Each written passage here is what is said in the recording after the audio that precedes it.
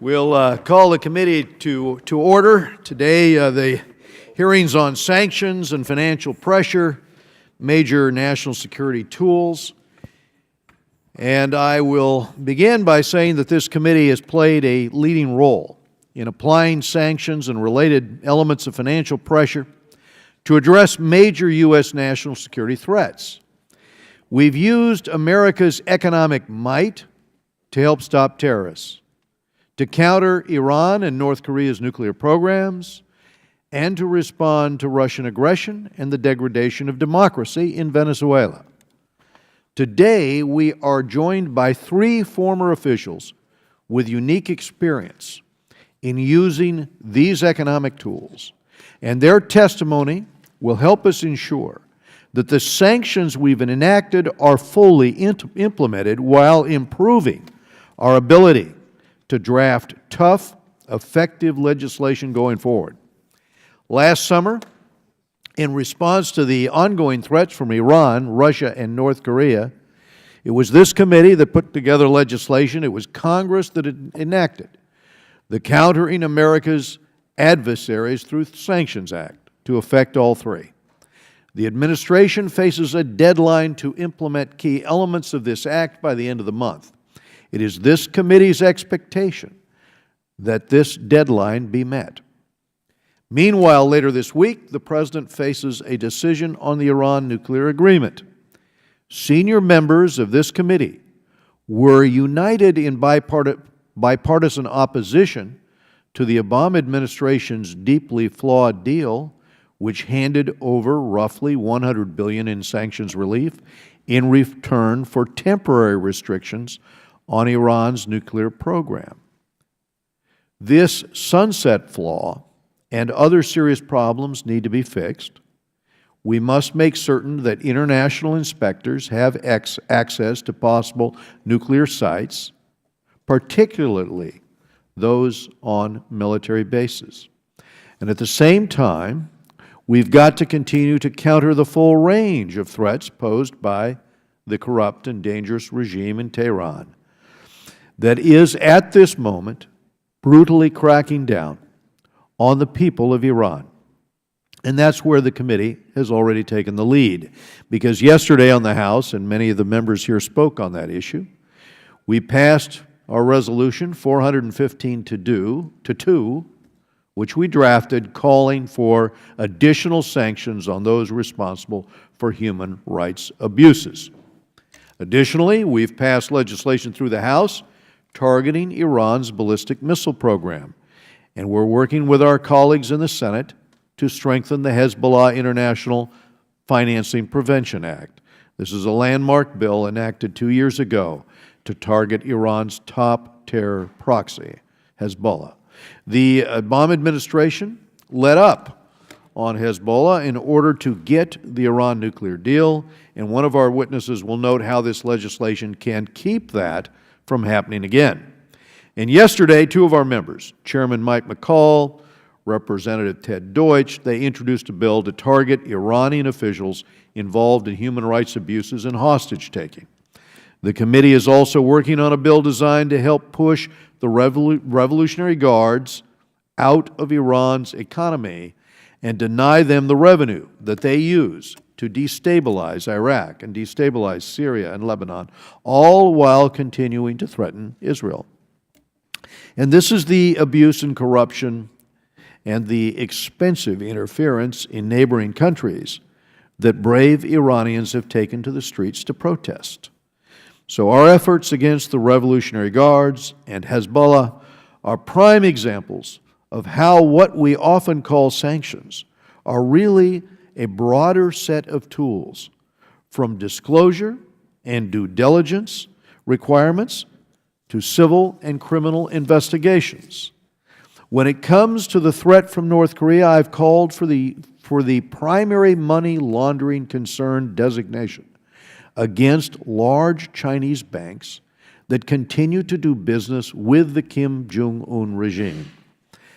As another of our witnesses knows, this major tool was used with great effect when the Treasury Department targeted Banco Delta Asia in 2006. We must stop Kim Jong-un from building a reliable nuclear arsenal capable of striking the United States.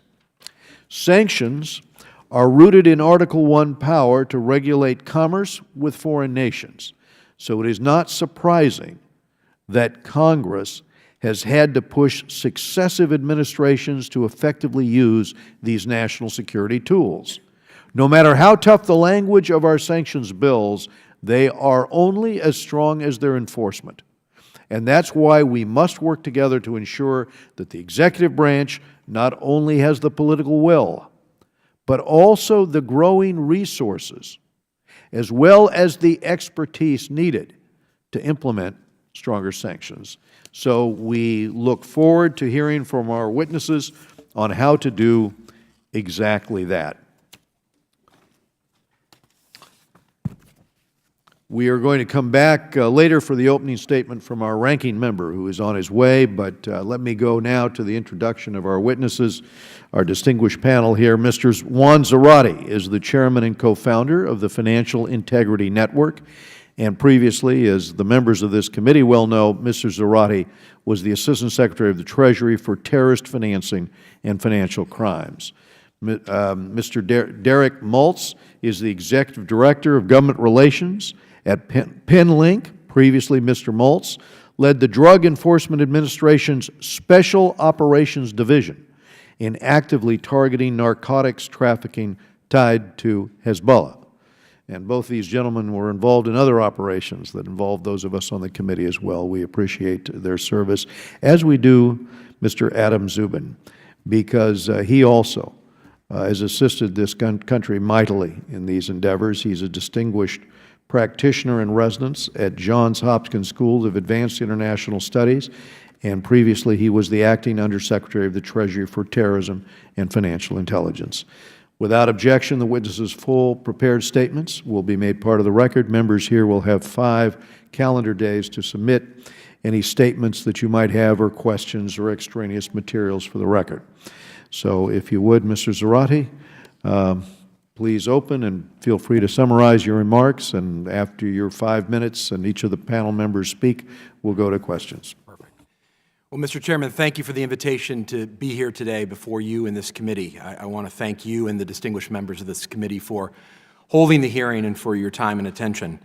Before I start, Mr. Chairman, I want to thank you for your years of service. As a proud native son of Orange County, California, I'm proud of your service, grateful for it, and know that I've had the privilege of working with you on these very issues that we'll be discussing today.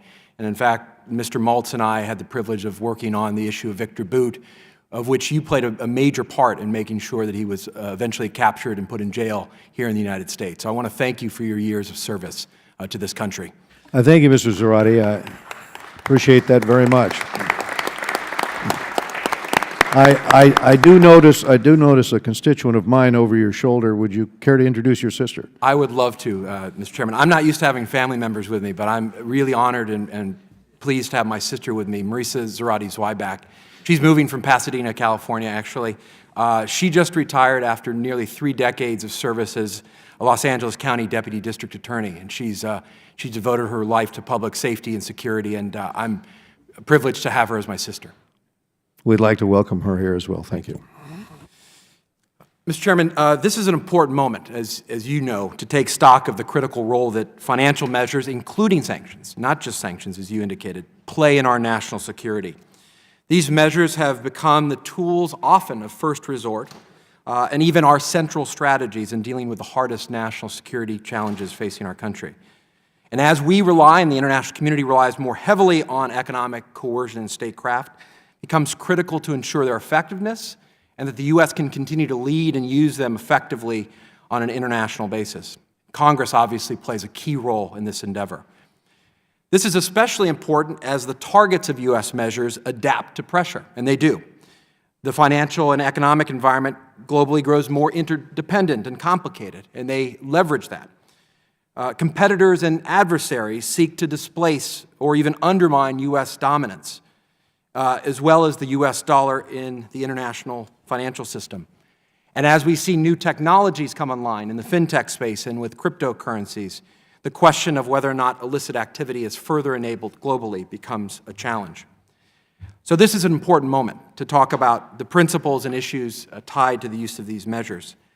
Let me just indicate some core principles to how I think we should deploy these measures. In the first instance, strategy matters, Mr. Chairman, as you know. Any attempt to use sanctions or financial measures has to nest and sit within a coherent strategy and cannot stand alone. Second, the economic toolkit must be seen as a broader set of coercive tools that are more effective when deployed in concert to shape the environment. Third, for financial pressure to actually work, it must be applied and enforced constantly to identify and isolate targeted behavior. It's like weeding a garden. It has to be done consistently to shape the environment. Fourth, there must be a focus on conduct-based activities that violate international norms and principles. We're beginning to see that more and more in the context of human rights abuses, corruption, violation of international sanctions. Fifth, there has to be a recognition and an understanding, I think it's critical for legislation, that a core pillar of not just the system, but what makes these measures work is that we are also protecting the integrity of the financial system. That means that financial regulations tie very neatly and are dependent on sanctions and vice versa. In addition, we have to have creativity and flexibility in our approach and application. It's not a one-size-fits-all approach to sanctions, and it's not always a maximalist approach that will get you the best results. Finally, the United States has to play the leading role still, I believe, in enforcing these measures and in setting the norms internationally.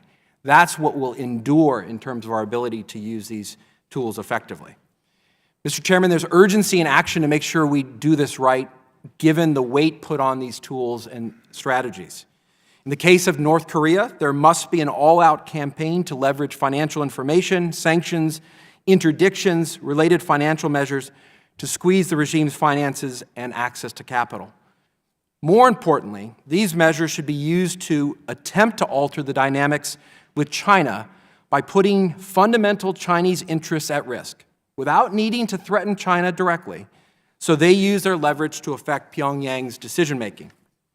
With Iran, as you indicated, Mr. Chairman, measures to isolate and pressure the Revolutionary Guard and the regime leadership, in part by spotlighting human rights abuses, corruption, support to terrorism and militant proxies, progress on their ballistic missile program, which is still subject to UN sanctions. All of that can be undertaken right away and with great vigor, regardless of one's view on the JCPOA and what should happen next with respect to that deal. With Russia, the U.S. must retain escalatory dominance, along with European allies, in the use of sanctions and economic statecraft. With sanctions and measures against a major G20 economy, we have to be conscious of the measures that Russia takes in counter and in defense of these measures. And we have to then deal with Russian aggression in Ukraine, Putin's corruption, support for Assad's regime in Syria, related human rights abuses, and of course, malicious cyber activity.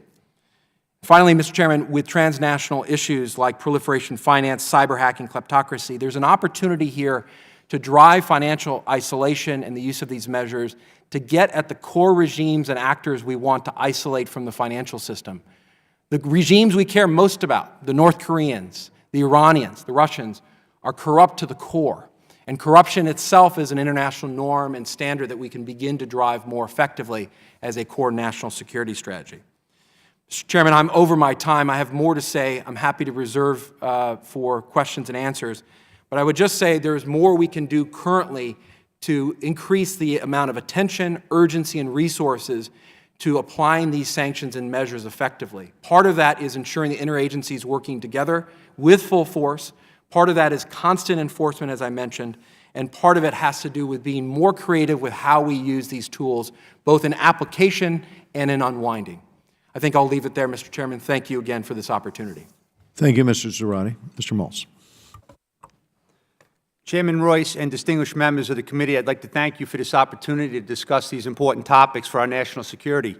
Chairman Royce, after hearing the news this week, I want to echo Juan's comment. I wanted to congratulate you and your family for an outstanding career in public service and all you've done for our nation. And I know firsthand, as Juan already alluded to, that you were very much the leader behind helping us get Victor Bout and put him in jail and take him out of the battle space. So thank you, and words, not action. I'm sorry, action, not words, Congressman. Thanks, Derek. I was the agent in charge at the Special Operations Division for, almost 10 years, and I'm in daily contact with all my friends in law enforcement around the globe. I'm very focused in on the threats to this country and how they impact our national security. As you remember, I lost my brother Michael in the U.S. Air Force Pararescue Unit in Afghanistan, so I'm extremely passionate about public safety and national security and accountability. My days at SOD, I witnessed tremendous successes, unbelievable workers. My last success, was when the Chapo Guzman was captured by the Mexican authorities based on a total U.S. interagency success. So I was very, very excited about that. But we'll never be safe in this country unless we get 100% full information sharing. I know that's kind of like a stretch to try to get 100%, but we could do a lot better. We need everyone on the same page, and that's to keep America safe. Everyone has equities, but we have to have them on the same page. The topic of unity effort has been my priority ever since I buried my brother, and will continue to be until I'm done. And that means that I'm going to try hard to unite the people, not divide them. I watched this threat grow all the years in the Special Operations Division, but luckily I got some good support, and we expanded the operation from 9 to 30 agencies to include our partners in the NYPD, who are out there on the front lines every day trying to protect us. I remain committed to work with Congress, this committee, and I want to help provide recommendations and solutions. I don't want to be the doom and gloom guy that's going to just keep bothering people and kind of blaming people. We can't beat these sophisticated criminal networks working in silos. We have myopic views at times in this country, and people are working very, very hard. So we want to put it all together. We want synergy. With the latest controversy in the news regarding Project Cassandra and the DEA's multi-agency operation against Hezbollah, let me make this clear. I want to offer suggestions, and I hope that Project Cassandra and the terror cases can result in productive discussions to develop better ways ahead. I would like to see our dedicated men and women in law enforcement, the intelligence community, and DOD come together in attacking Hezbollah. The government already has a solid transnational organized crime strategy. When are we going to put it into action and hold people accountable? The government has been looking at this for many years. This isn't rocket science, right? These are bad guys trying to destroy our way of life. Now we have to go after them in unity. We need to carry out President Trump's executive order and push hard against these biggest threats. I really don't believe it's productive to start playing the blame game and wasting time going back and forth, criticizing the past administration. We got to be more effective in the future. The threats to this country are moving at lightning speed, and we need more of a sense of urgency.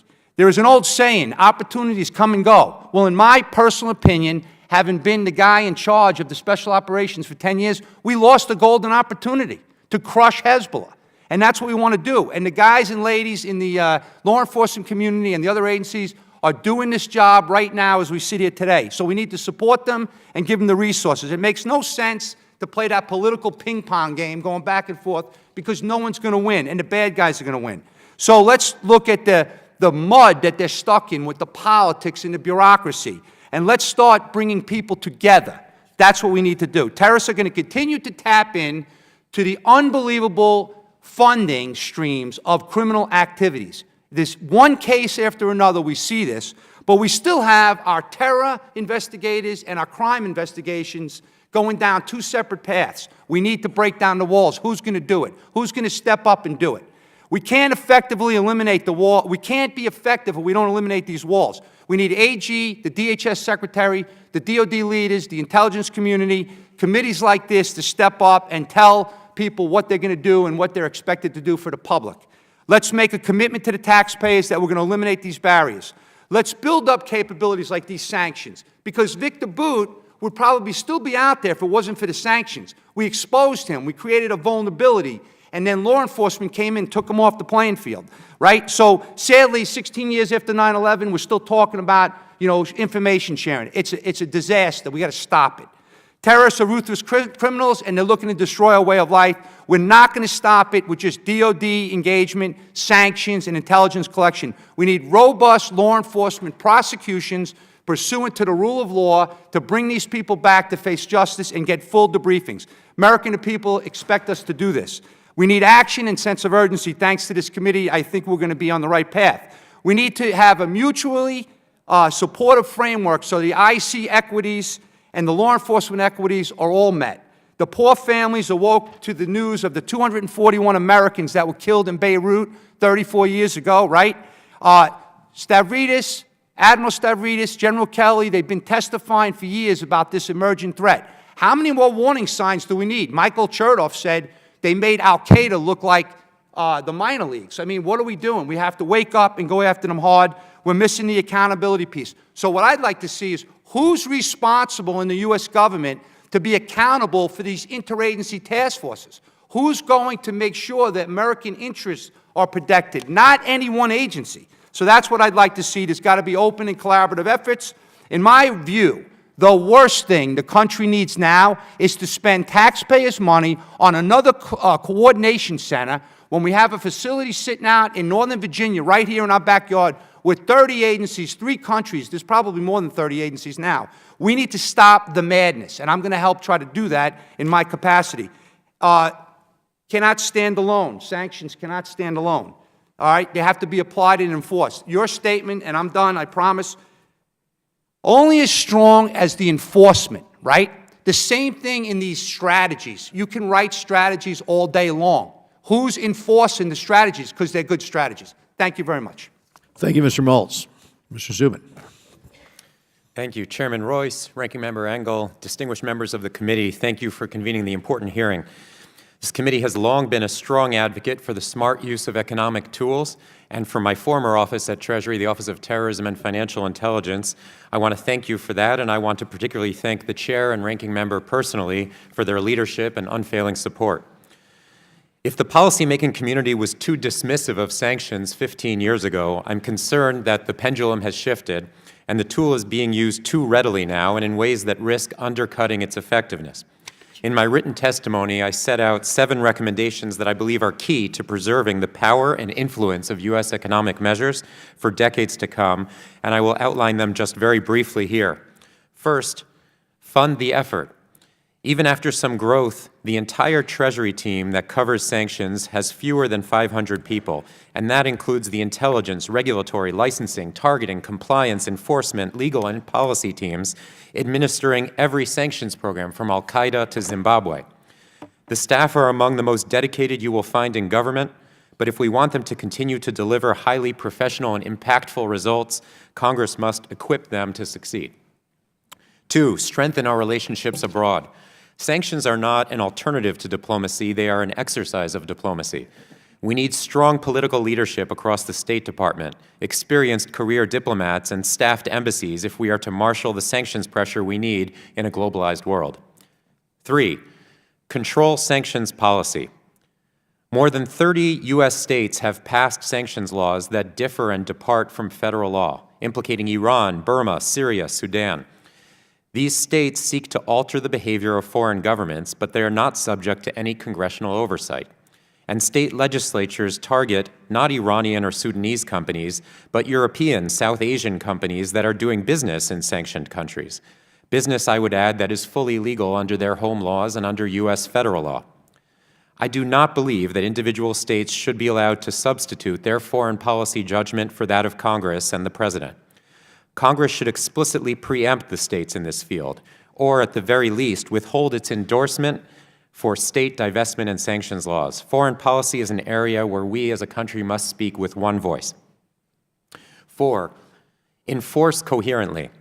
The success of sanctions, as we've heard today, depends on tough and rigorous enforcement. But we undermine our objectives when a constellation of local, state, and federal agencies simultaneously assert jurisdiction over sanctions violations and do not coordinate their activities. There is no excuse for piling on with redundant penalties, and there is no reason for sanctions enforcement at any level to be occurring without the knowledge and input of OFAC, the agency that writes and interprets federal sanctions. 5, honor our word.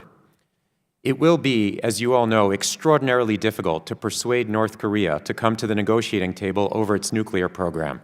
But we will have made a difficult challenge impossible if we are seen as a country that does not honor its promises when it comes to sanctions.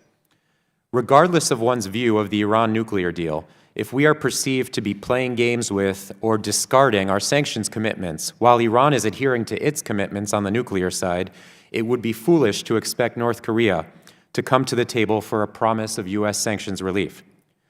I would note that when I say honoring our word, that does not mean taking the pressure off of Iran's malign activities outside of the nuclear sphere, to include the human rights violations we've witnessed so blatantly in recent weeks, their sponsorship of terrorism, notably Hezbollah, the IRGC, the Quds Force, and their missile program.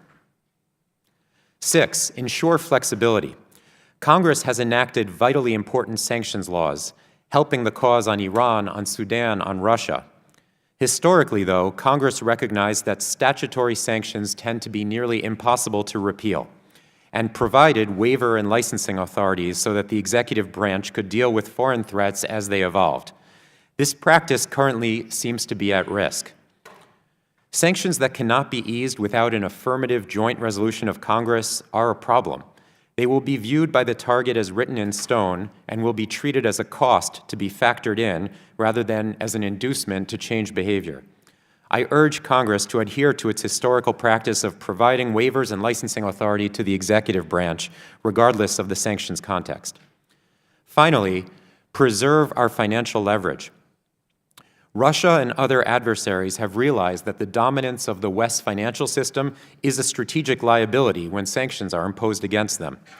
President Putin has pressed other countries to turn away from the West's banks and financial system and away from the dollar and the euro.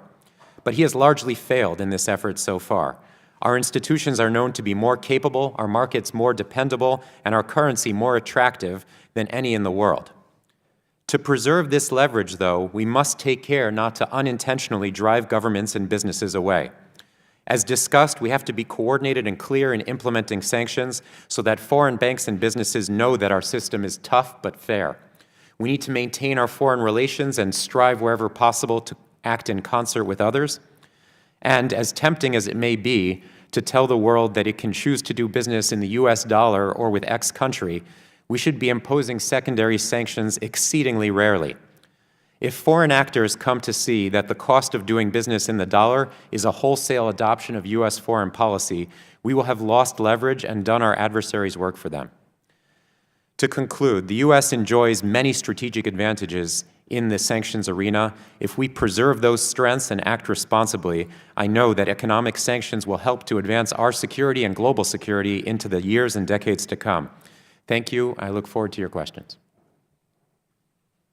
Thank you, Adam. I will go now to the ranking member, Mr. Engel, for his opening remarks. Thank you, Mr. Chairman, and thank you once again for calling this very important hearing. I have to say we're kicking off the committee's work for 2018 on a somber note, Mr. Chairman. As we all know by now, this will be your last year in the House. You and I took our respective positions on this committee at the same time 5 years ago, and since then you've run this committee in a way that makes us the most bipartisan committee in Congress. I know you know that I have deeply valued our partnership and our friendship, and I'm proud of the work we've done together, and I look forward to our final year of working together. So thank you, Mr. Chairman. Thank you, Mr. Engel. I appreciate it. To our witnesses, welcome back to the Foreign Affairs Committee. We're grateful for your time and eager to hear your views on how we can make sanctions more effective. Mr. Maltz, tell me you're from New York. I'm from Mobile, Alabama, sir. Oh, okay. Just a joke. Well, I'm from the Bronx, so I can pick up that accent anytime with my eyes closed. Are you a Yankee fan? Well, I'll root for both of them. I'll give you a politician's answer. I like the Mets, too. I consider sanctions to be an important tool for dealing with problematic actors on the global stage. We know that if we use them well, sanctions can help change harmful behavior. This committee, under the Chairman's leadership, has passed numerous sanctions bills, and we've worked with successive administrations to see these measures put in place all over the world. And these are the areas I'd like to focus on today. First is North Korea. The root of this challenge, of course, is the Kim regime's nuclear ambitions. Congress has done its part to deal with this challenge, thanks largely to the leadership of Chairman Royce, by ratcheting up sanctions again and again on Pyongyang and the regime's supporters. I remember being in North Korea many years ago, and the North Korean high government officials said to us, Saddam Hussein didn't have nuclear weapons, and look where he is now. So it was clear, even way back then, that they regarded nuclear weapons as their chip, and nothing has really changed. But as the danger escalates, we're seeing that U.S. sanctions are only one piece of the puzzle.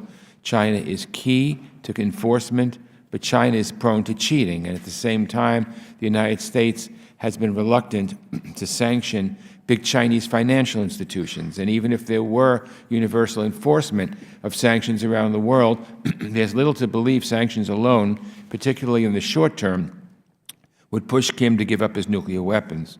So in the case of North Korea, I think diplomacy is a key complement to a sanctions package. And here I fear the administration is making things worse.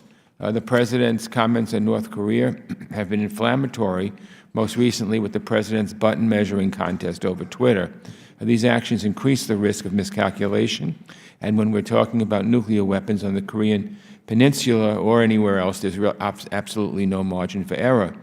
As Mr. Zubin points out in his testimony, we need smart, reasoned diplomacy to go hand in hand with our sanctions, and if we don't have that, if we don't have a diplomatic strategy, aren't we just raising tensions and raising the risk of a military conflict? Secondly is Iran. This committee, again under the Chairman's leadership, has done more with Iran than I think all other committees combined. Here's an example when sanctions were essential for bringing Iranians to the negotiating table. Now, I wasn't pleased with the outcome, the Iran nuclear agreement. Everyone here knows I voted against it, but there's no doubt that without international sanctions, these talks would never have gone forward. And even though I disagreed with the nuclear deal, I think we need to keep up our end of the bargain. That means we should shy away from sanctions that would cause the United States to violate the terms of the agreement. This is no longer 2015, it's 2017, and I think we ought to keep the agreement and enforce it. However, we should use every tool at our disposal to go after Iran's other harmful activities: support for terrorism, ballistic missile development, human rights abuses. Again, this committee has passed numerous sanctions bills targeting the regime and its supporters. We want to see these sanctions fully implemented, and we should keep looking for ways to tighten the screws even more. And lastly, Russia. We've imposed, again, this committee has been at the helm, we've imposed a range of sanctions against Russia, responding to the seizure of Crimea, to the ongoing conflict in eastern Ukraine, to the serial abuse of human rights by the Putin government. Yesterday, our ambassador to Russia, John Huntsman, met with our committee members on the Foreign Affairs Committee, and he telegraphed a potential shift in policy, which I interpreted as possibly scaling back sanctions to incentivize Putin to change his behavior. I don't agree with that. I think that's a misguided approach. I think we need to go back to the well again and again to let Putin know he is leading his country into isolation. And that path must include sanctions dealing with Russia's attack on American democracy. A year has gone by since our intelligence agencies gave us the details about Russian meddling in the 2016 election. This administration has held no one accountable, and that's just baffling. We've now once again in an election year, we're now in an election year, and by the administration's own admission, Russia is going to use that playbook once again. CIA Director Pompeo said so. Ambassador Huntsman said so. We passed new sanctions on Russia last year to deal with this. This committee was essential in passing those new sanctions. So it's law, but the administration has yet to use them. How can we possibly hope to deter this sort of behavior if we leave our best tools sitting on the shelf? Maybe we need tougher measures that would force the administration to act, like the bill I introduced with Mr. Connolly, the Secure Our Democracy Act. One way or the other, we need to do something, because right now the door is wide open to another attack on our democracy, and that should trouble all of us. So I hope our witnesses will shed additional light on these issues. We've heard their opening statements. I look forward to your answering our questions. thank the chairman, and I yield back. Thank you, Mr. Engel. I would like to start with Mr. Zarate, a statement you made, and Mr. Zubin. Mr. Zarate, you testified that over the past 15 years, sanctions have become the tools of first resort and even our central strategies in dealing with the hardest national security challenges we face.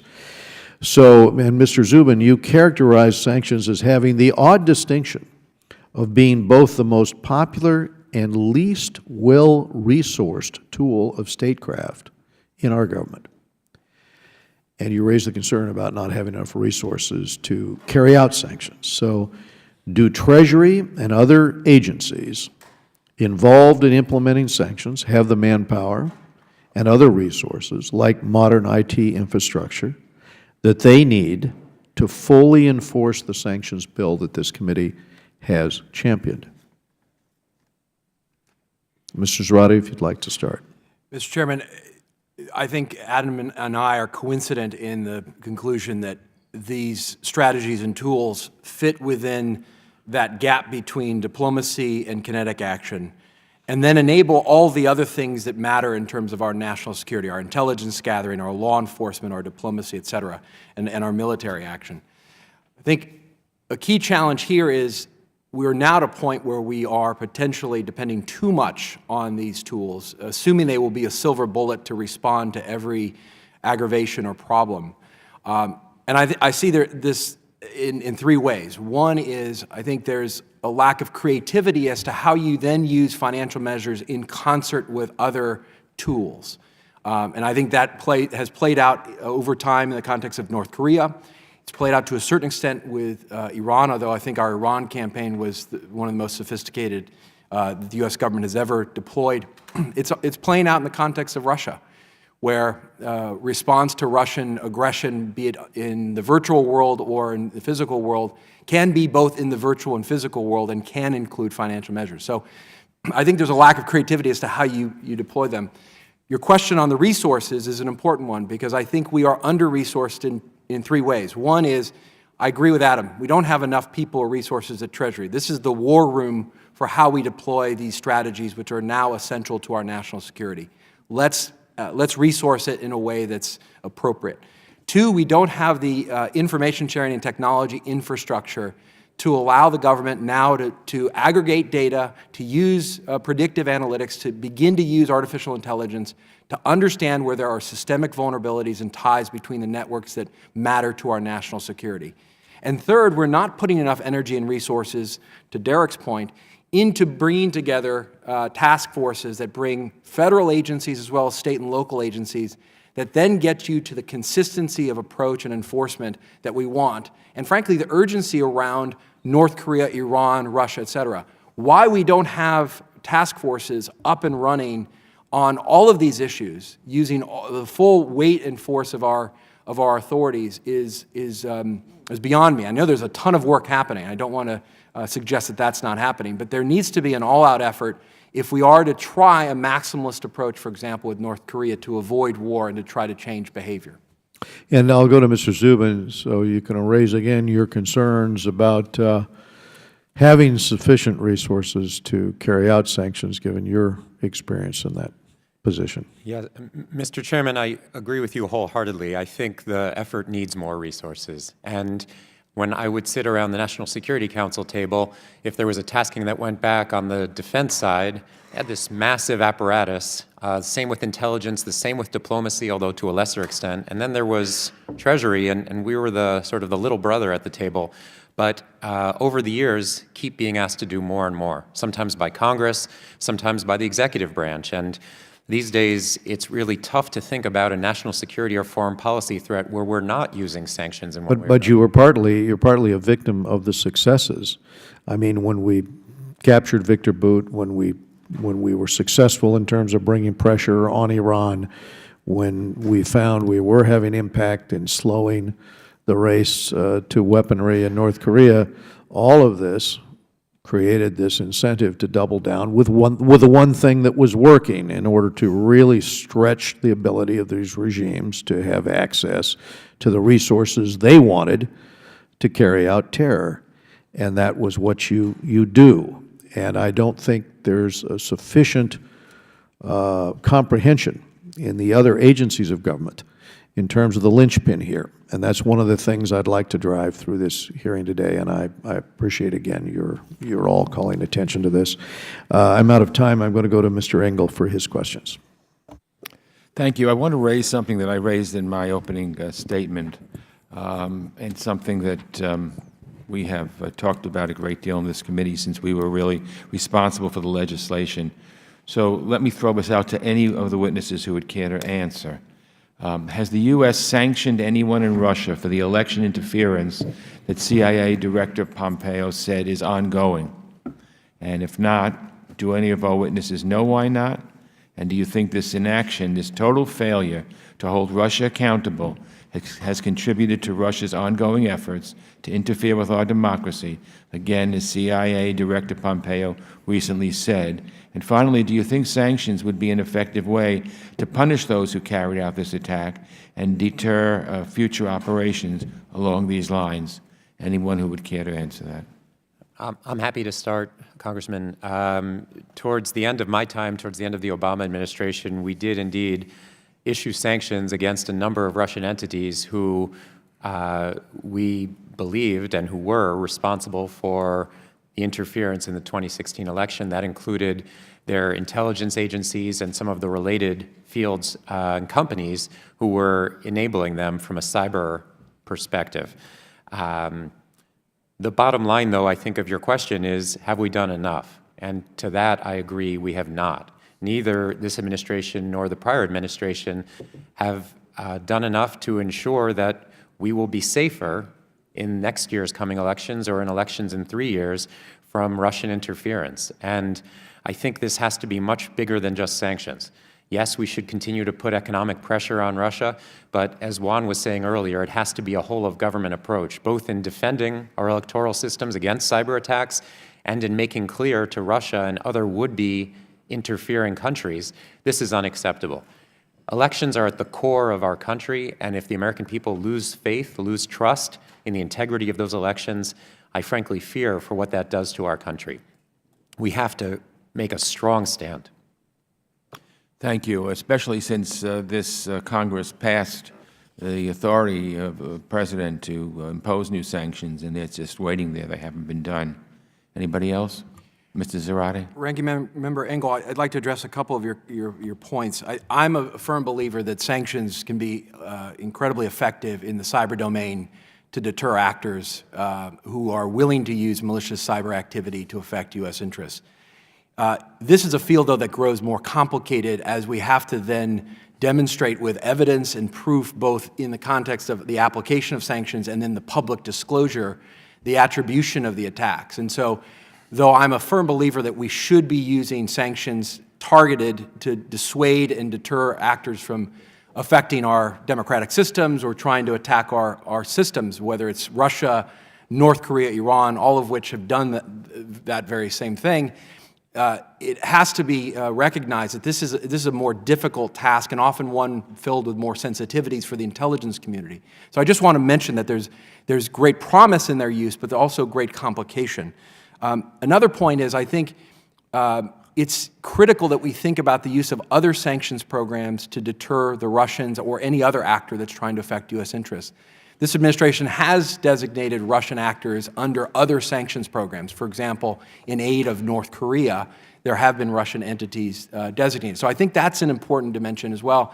And then the physical dimension is critical too. The fact that we've made now a decision, the administration has made a decision to send anti-tank weaponry to Kiev is actually an incredibly important signal and a deterrent to Russia that we are taking very seriously, not just what they're doing in Ukraine, but also what they're doing to affect U.S. interests. And so I think this has to be viewed holistically, in part because the Russians, the Chinese, and others don't view this just in a cyber domain or in a physical domain or in the context of particular silos, but as a whole approach for their national security.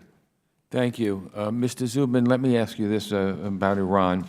To what extent do you believe that sanctions have been effective since the announcement of the JCPOA in changing Iran's calculus vis-a-vis Iran's non-nuclear destabilizing activities? Is there room for improvement in our sanctions regime? Well, there's always room to do more, and I am confident that my former colleagues at Treasury and across the administration are working very hard at identifying additional strategies and targets, whether on the ballistic missile side, on the support for terrorism, human rights, and on and on. To what extent has the JCPOA framework been effective, been successful? I think it's done what it was designed to do, which is we had a nuclear deal, we had commitments on the nuclear side, and in exchange, we lifted nuclear sanctions only, keeping a very robust set of measures, U.S. sanctions that prohibit almost all dealings between Iran and the United States, and secondary sanctions that are still in place today for any foreign company or bank that does business with the IRGC, with the Quds Force, with a ballistic missile company. These sanctions have kept pressure on Iran's other activities, and in some ways, you can look at the protests that have gone on over recent weeks in Iran as being a reflection where the Iranian people say, wait a minute, we didn't get full sanctions relief. We were promised an economic turnaround and it didn't come. And Iran has its own leadership to blame when it comes to why that opening didn't come. The leaders were not ready to make commitments to bring themselves into compliance with international expectations on terrorism, on ballistic missile. On more technical levels, they were not ready to introduce transparency and financial sector reforms so that foreign investors could know who they're actually doing business with when they touch down in Tehran. In all of these levels, I think the Iranian leadership has disappointed its own people, and you see that frustration coming out now. Our sanctions are a continued reflection of where Iran continues to not do what it needs to do. Thank you, Mr. Chairman. Thank you. We'll go to Eliana Ross-Leitonen. Thank you so much, Chairman Royce, and I echo the ranking member's words of praise about your bipartisan leadership in this committee, Mr. Chairman, and you will be missed. We want to see your portrait up here. Thank you so much, and this is an important and timely hearing because this is an issue that Ranking Member Engel, Chairman Royce, I, and so many of our colleagues on this committee have been working on for quite some time, sanctions. I have authored a sanctions bill that have become laws, including some of the strongest sanctions, like the Iran, North Korea, and Syria Non-Proliferation Act and the Iran Threat Reduction and Syria Human Rights Act. And I've been doing that working with the chairman and ranking member. And also we've authored others that aim to help people around the world in their fight for freedom and democracy, such as the Venezuela Human Rights and Democracy Protection Act. And what is universally true for all of our sanctions law is that for sanctions to be truly effective, they've got to be fully implemented, vigorously enforced. And over the past 20 years, Congress has given administration after administration and all the tools necessary to help achieve some of our foreign policy objectives. Unfortunately, not every administration has used these tools in order to maximize the impact of the sanctions, and most egregious was the Obama administration's fundamental misunderstanding of our Iran sanctions. The intent was not simply to bring Iran to the table. It was for Iran to abandon completely its nuclear weapons ambitions, to stop all of the enrichment, and to dismantle the nuclear program. And the result of this misunderstanding is that what we see this week, as this administration must make certain certifications and decisions on Iran sanctions because of this weak and dangerous nuclear deal. And many of the discussions, both leading up to and following the nuclear deal, have centered around how Congress can ensure that administrations are not able to ignore or evade a congressional intent. So with respect to our Iran sanctions, or like INCSNA, or more generally, we need to find a way to close the loopholes or reconcile congressional intent with administrative implementation, and I hope this hearing gets us to where we want to be. But Mr. Maltz, I wanted to ask you, there was a report last month alleging the previous administration impeded, or at least did not pursue, some efforts to go after Hezbollah activities. It was a big news item. It was abundantly clear that the administration's Iran policy was driven strictly by its pursuit of a nuclear deal with Iran, and then once secured, what it wanted to do was to preserve it. But your testimony focuses on Project Cassandra and how we can improve going forward. The Iran and Hezbollah's presence in the Western Hemisphere is pervasive and threatening. How can we improve the capabilities and cooperation of the governments of the region in making sure that they can stem this problem? So thank you for the question. I mean, I know firsthand your level of engagement because when I was the head of SOD, I frequently met with you and your people to discuss folks like Walid Makhlad and General Carvajal that were let go and to go back to their country of Venezuela. When you know, probably better than I, the connectivity to the military intelligence and the corruption and the weapons and the FARC, and also, as you know from studying this for years, they also had the connectivity of global drug trafficking around the world to generate funds. So, number one, let's talk about the resources. You need the right resources. Let's stop wasting government taxpayers' money by creating redundancies. People don't even know what we already have. Like there's centers like the Special Operations Division. I'm not waving the flag for them, but I lived it for 10 years. There's centers that actually do have some good foundation that we need to build on. We don't need to create new centers and waste money. For an example, to answer your question, we have the Australians, the Canadians, the Brits, who are all inundated with cocaine, for an example. Do you know that in Australia, they're selling still cocaine almost $250,000 a kilogram? And people wonder why terrorist organizations are moving cocaine? If you sell cocaine in America, it's like 35, I guess 40,000. I'm a little bit rusty on my updates, but I know for sure in Australia it's still up like 240,000. At one point it was 300. So you have to bring these countries together too. Europol, they're doing tremendous work over in Europe to bring people together, to bring intelligence together, but we need sound prosecution.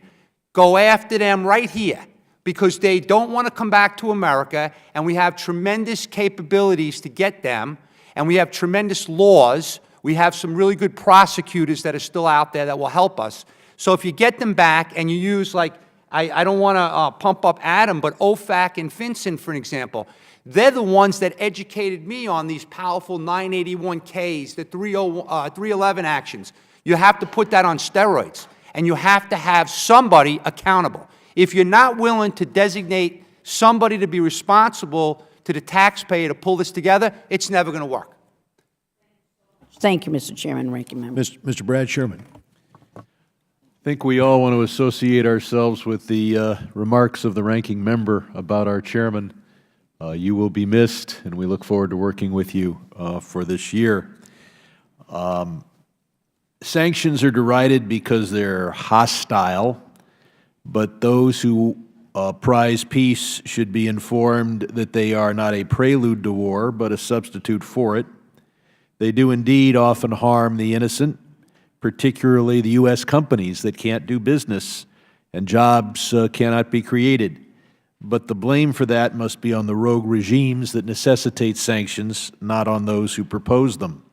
Sanctions have worked. In fact, they've worked better over the last 50 years than major military interventions.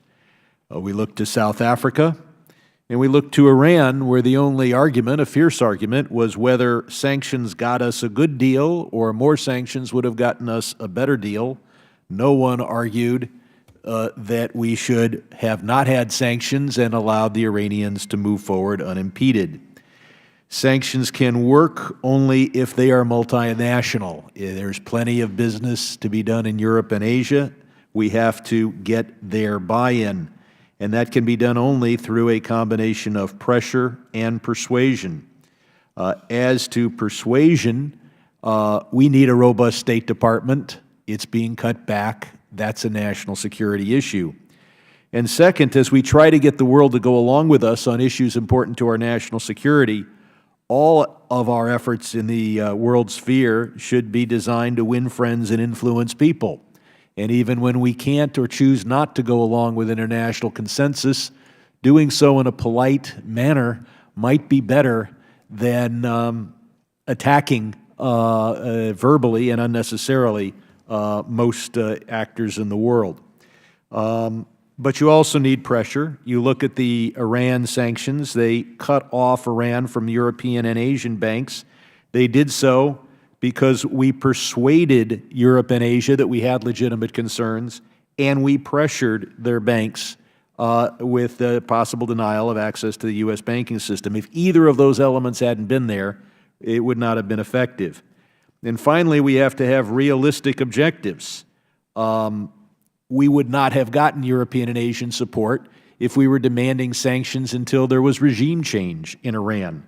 Likewise, as we try to sanction North Korea, we will not have the support of China if they think that our objective is regime change. And in addition, the regime itself is not going to reach a compromise with us due to sanctions if our objective is regime change.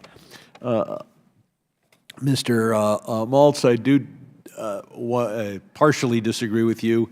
You talk about the importance of sharing information, but we went too far when private, then Bradley Manning, had access to everything. And I think we need to have the balance between sharing information among those involved in law enforcement and intelligence and guarding information. We went too far in one direction. Now we maybe go, certainly if you have a private with access to everything, you've gone too far to the other. Many who have involved themselves in foreign policy their whole lives tend to support maximum executive branch power. Most have spent most of their time dealing with the executive branch, but Article 1 appears in our Constitution before Article 2. I think Mr. Zubin was arguing that our sanctions laws should give the maximum possible discretion to the executive branch. Perhaps I have that wrong, but if you didn't say that, somebody said it at some point, and I disagree with whoever that was. But one thing I noted was your belief that we should honor our word. And I'll agree with you, except who's the our? If we decide that any president can bind the American people permanently for anything they agree to, whether Congress votes in favor of it or not, even with a simple majority in both houses, then I think we have simply skipped Article 1 of the Constitution. And while I support continuing the Iran deal, which of course was not approved by Congress, that does not mean that I'm going to support saying that the American people have given their solemn word and are bound forever by anything this president chooses to agree to with Putin or anyone else. So I hope that we would educate all of our international partners that we have a Constitution. They're welcome to read it. We'll give them free copies. Call my office, and we've got copies there, and that it provides, in effect, for both treaties and for legislative executive agreements, but it does not provide that the American people are bound because a president gives our word. A president gives his or her word, and if they want to give the word of the American people, they need to come to the United States Congress. And thank you, Mr. I have exceeded my time. Thank you very much. Mr. Rohrabacher of California. Thank you very much, and I appreciate your testimony today. It's been very thought-provoking. Let me just note that we have the Magnitsky Act in place. Now, I didn't support naming it the Magnitsky Act, but I supported the act itself. And with that, we now have the ability to single out individuals who are participating in human rights abuses in other countries, something I have long supported. And we now thus have the ability to take members of the Revolutionary Guard in Iran and making them what they are, criminals, and put them on the list of international criminals. I take it that you support that. All right. Yeah. Let me note that Iran, in terms of what comments we've had about the president and the Iranian arms deal, let me just note that the President of the United States, as part of the Iran deal, has been tasked with verifying compliance with that deal. Okay? All our position should be is this president should tell the truth, whatever it is. Or if they are in compliance, they are in compliance, and if they're not, they're not. And we shouldn't be trying to just push the president in one direction or the other, or claim that he's playing politics when he has been given that responsibility. So that's number two. But what I'd really like to try to get into, and I'm sorry for your brother's loss in Afghanistan. I've spent a lot of time and effort on Afghan issues, as people know. One of the things that has disturbed me during all of these years, we have a long time ago could have eliminated the poppy crops, the opium production in Afghanistan. We could have done that easily years ago, and I've been involved with some classified approaches to that, and it would have been easy to do. We have not. Your brother and other people's sons and brothers from the United States have lost their lives because we have not cut off the funding as we could have long ago, the opium production. And it seems to me that indicates that there are powerful economic forces at play preventing us from doing what's right by those who are going over there to defend us. Maybe you have some thoughts on that. Well, the first thought is going back to Mr. Sherman's comment, because it has to be clarified. Everything we did at the Special Operations Division was pursuant to the rule of law. So we're 100% in support of, the Constitution and to bring these people to justice in the greatest country of the world. We don't believe in information sharing to people that shouldn't have access to the information. But if you have a government task force set up to go after the threats to this country, we need to share information. You can't have a system where our terrorist investigators don't share with the criminal investigators. That's a recipe for disaster. And by the way, 16 years after 9/11, what we did and what we implemented with information sharing is exactly what the American public would expect. There's no politics in information sharing. I've only got a minute and a half. I'm sorry, sir, but I had to address that because It's that all really right. was irritating. I wish it would have done in Brad's time, however, but that's okay, because we don't share information here. But as far as we're fragmented. Afghanistan, I'm not an expert on eradicating the poppies. I'm not saying I disagree or agree. We're on the operations side. We saw the nexus between the Taliban and the drug traffickers. Okay, let me just note this. It's not just the poppies. What we've got is we know someone is financing ISIL. Someone is financing these terrorists. There are huge financial interests, these international financial institutions that obviously are involved, and we have let them go. We have not focused on them. I agree. It's called blood money, especially when people like yourself and others have lost relatives and friends and sons and daughters to this terrorism.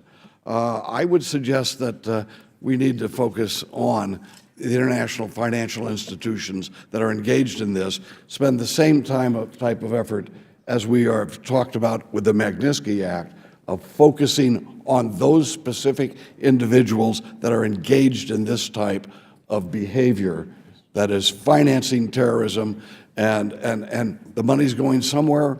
The crooked banks the crooked leaders from third world countries that are being bought off by the Chinese to steal the minerals from those countries. It's disgraceful. We're letting that go.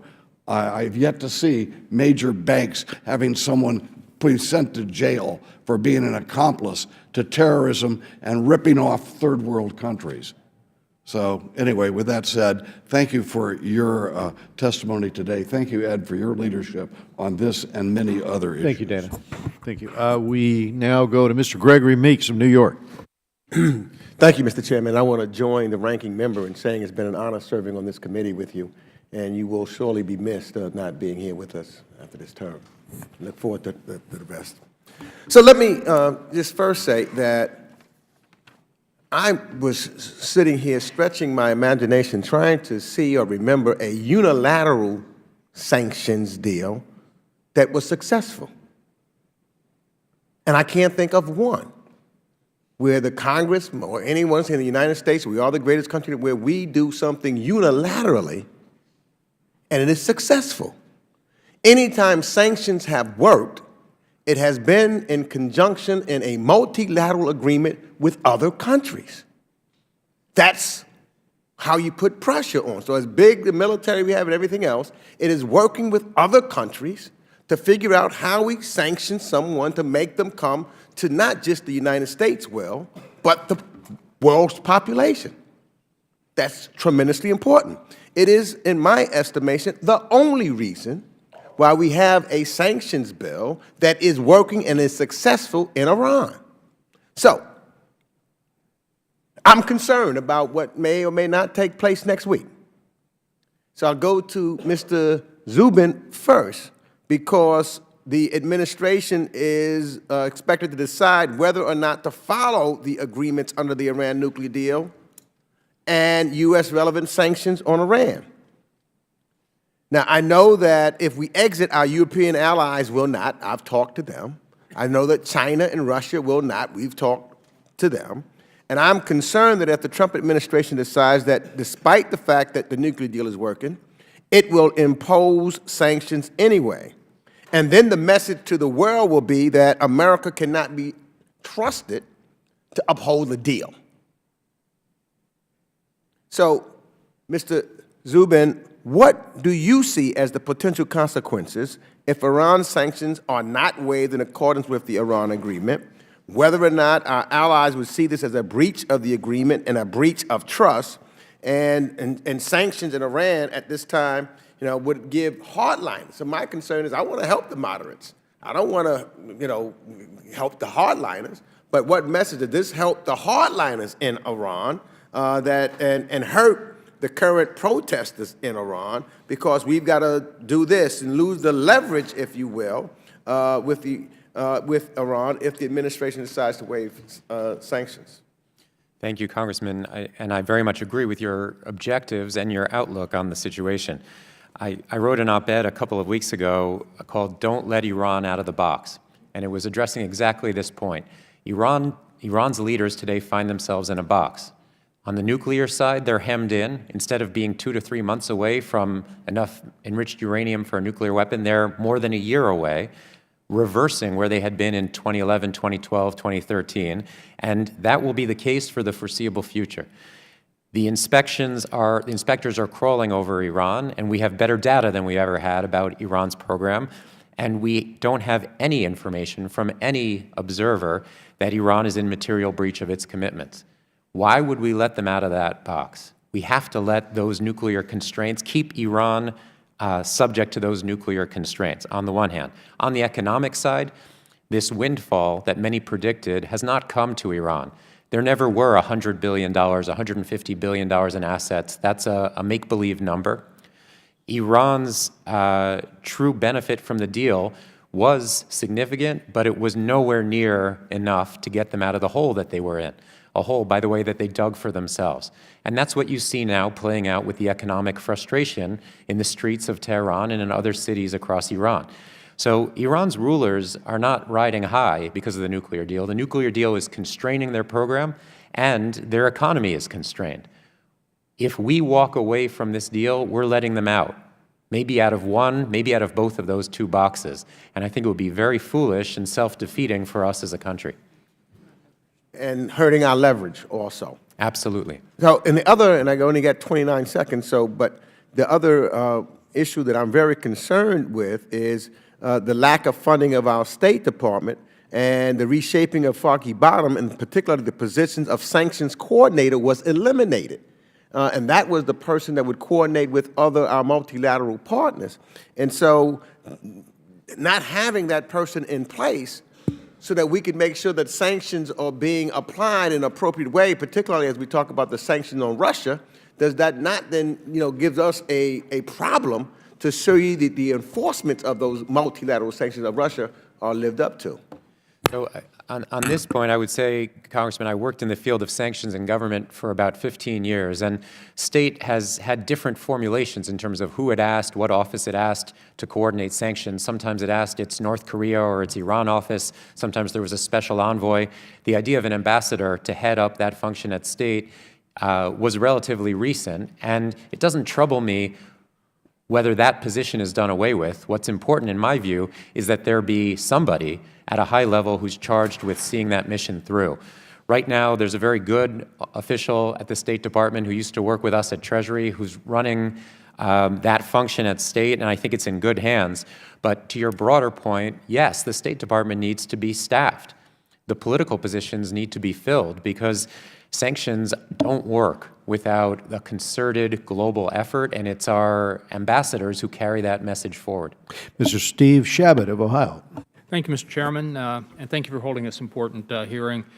First, I'd like to request that a recent Politico op-ed titled "The List That's Freaking Everyone in Moscow," freaking out everyone in Moscow, included in the record. Without objection. Thank you. This op-ed discusses Section 241 of the Countering America's Adversaries Through Sanctions Act, CATSA, a bill that you, Mr. Chairman, introduced in our committee and President Trump signed into law last August. Section 241 requires the Secretary of the Treasury to issue a report identifying the most significant senior foreign political figures and oligarchs in the Russian Federation as determined by their closeness to the Russian regime and their net worth. Being named to the report could result in U.S. sanctions. The threat of being cut off from the banking system and network could have a significant impact on its own. However, even without sanctions, being put on the list would at the very least make it more difficult to do business with the West and the U.S. in particular. So it's my hope that the administration gives serious consideration to Section 241 of CATSA. And now a question, and before I get to a question on that, let me ask something separate. Mr. Zubin, while we understand the need, and this goes back to something that you apparently were discussing with Mr. Engel, we understand the need to provide licensing authority. It makes it more difficult to do so when an administration abuses that authority. For example, Section 218 of the Iran Threat Reduction Act applied sanctions to foreign subsidiaries of U.S. companies engaging directly or indirectly with the government of Iran. Using that authority that we provided the administration for licensing, the Obama administration's Treasury Department issued a general license known as General License H in an attempt to completely circumvent these statutory prohibitions. This was clearly not the intent of Congress, and I'm not saying that we should not provide the authority, but an administration must not abuse that authority that we do provide. So would you comment on that? Yes, thank you, Congressman, for the question. And I think you're focusing in on why this balance between the different branches is so difficult. There's no question that Congress is given in the Constitution a key, a vital role when it comes to U.S. international commerce. And there's no question that the executive branch has a key role when it comes to leading our foreign policy. And I think that over the many decades in which the two branches have been active, and over the many years of sanctions laws we've seen, that's a balance that's difficult to get exactly right. But I think Congress has had historically the right outlook on it, whether you look at the Sudan laws, whether you look at the Iran laws, the NDAA, CISADA, whether you look at things like the Refuseniks issue and the Jackson-Vanik Amendment that Congress passed, which put pressure on the Soviet Union to release those who were oppressed and those who weren't allowed to practice their religion in the Soviet Union. The Congress can and should put guardrails on the administration to both direct it to put more pressure on a target and to say you can't turn the car around without coming to Congress. That's, I use the metaphor of guardrails, but I think it can go too far when it becomes a straitjacket. Thank you. Mr. Maltz and Mr. Zarate, I'll turn to you on this is more a follow-up to the original thing I was saying. Would you comment on the possible impact of blacklisting Iran's shipping registry for noncompliance with UN Security Council resolutions with respect to North Korea? Either one of you or both. I think that would be highly effective, Congressman, and I think going to this question of what pressure we can put on Iran, I think what we need to do is put full pressure on the elements of the IRGC's control over the economy. We need to demonstrate that the Iranians are engaged in nefarious behavior that's in violation of existing UN sanctions. And frankly, we need to revisit parts of the deal that didn't address questions of, for example, Iranian collaboration with North Korea in the context of the nuclear program. And I think that speaks to the need to think of any agreement we have with the Iranians, the nuclear side, as a living document, especially one that's to persist for 10 to 15 years. But I do want to point something out. The Iranians will claim, if we were to do exactly what we've described, which is completely legitimate and appropriate, the Iranians will claim that that's in violation of the JCPOA. And as I testified numerous times when the JCPOA was being debated, there's an inherent contradiction and tension in the deal. The Iranians think they agreed and got reintegration into the global financial and commercial system. That's not what we said, obviously. We said we can apply non-nuclear sanctions as needed. But the deal itself says that the Iranians are getting reintegration into the global financial and commercial system. The very essence of the power of our sanctions is the ability to unplug them from that system. And so there's an inherent tension in the very notion of the deal that I think we just have to recognize, and we have to gird ourselves toward Iranian objections and maybe even European objections, that if we decide to sanction the shipping lines or decide to list all of the companies that are owned and controlled by the IRGC, that are listed on the Tehran Stock Exchange, if we go out and enforce against what the Iranians are doing on terrorism or in other things, the Iranians are going to claim you're seeking the same effects as you had before, which is a campaign to financially and economically isolate us. And the reality is that's what we're intending to do. That's not what they think they got in the deal. Thank you. Unfortunately, my time's expired, Mr. Chairman. Thank you. We go to Mr. Albio Ceres of New Jersey.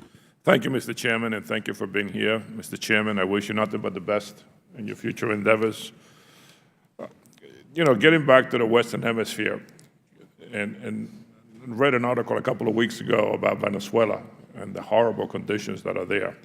And I'm just wondering, how effective have some of the sanctions been that we have placed on Venezuela to help move it somewhere?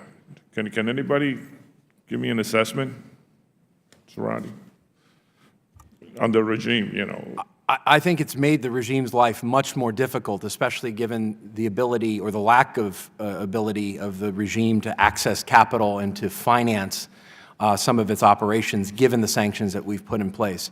And this is, by the way, Congressman, where I would disagree directly with Congressman Meek's assertion that unilateral sanctions have never worked. In the context of Venezuela sanctions, where we're far out ahead of certainly the United Nations or even the European Union, the measures we've put in place to isolate those who are engaged in human rights abuses, corruption, and to deal with the ability of PDVSA and other Venezuelan key elements of the economy to access capital is actually really important. Now, there's no question that the economic disaster that we've seen in Caracas is the effect of poor governance over the years under the Chavista regime and now under Maduro. But the sanctions we've put in place, I think, are making it much harder for them to deal with their situation.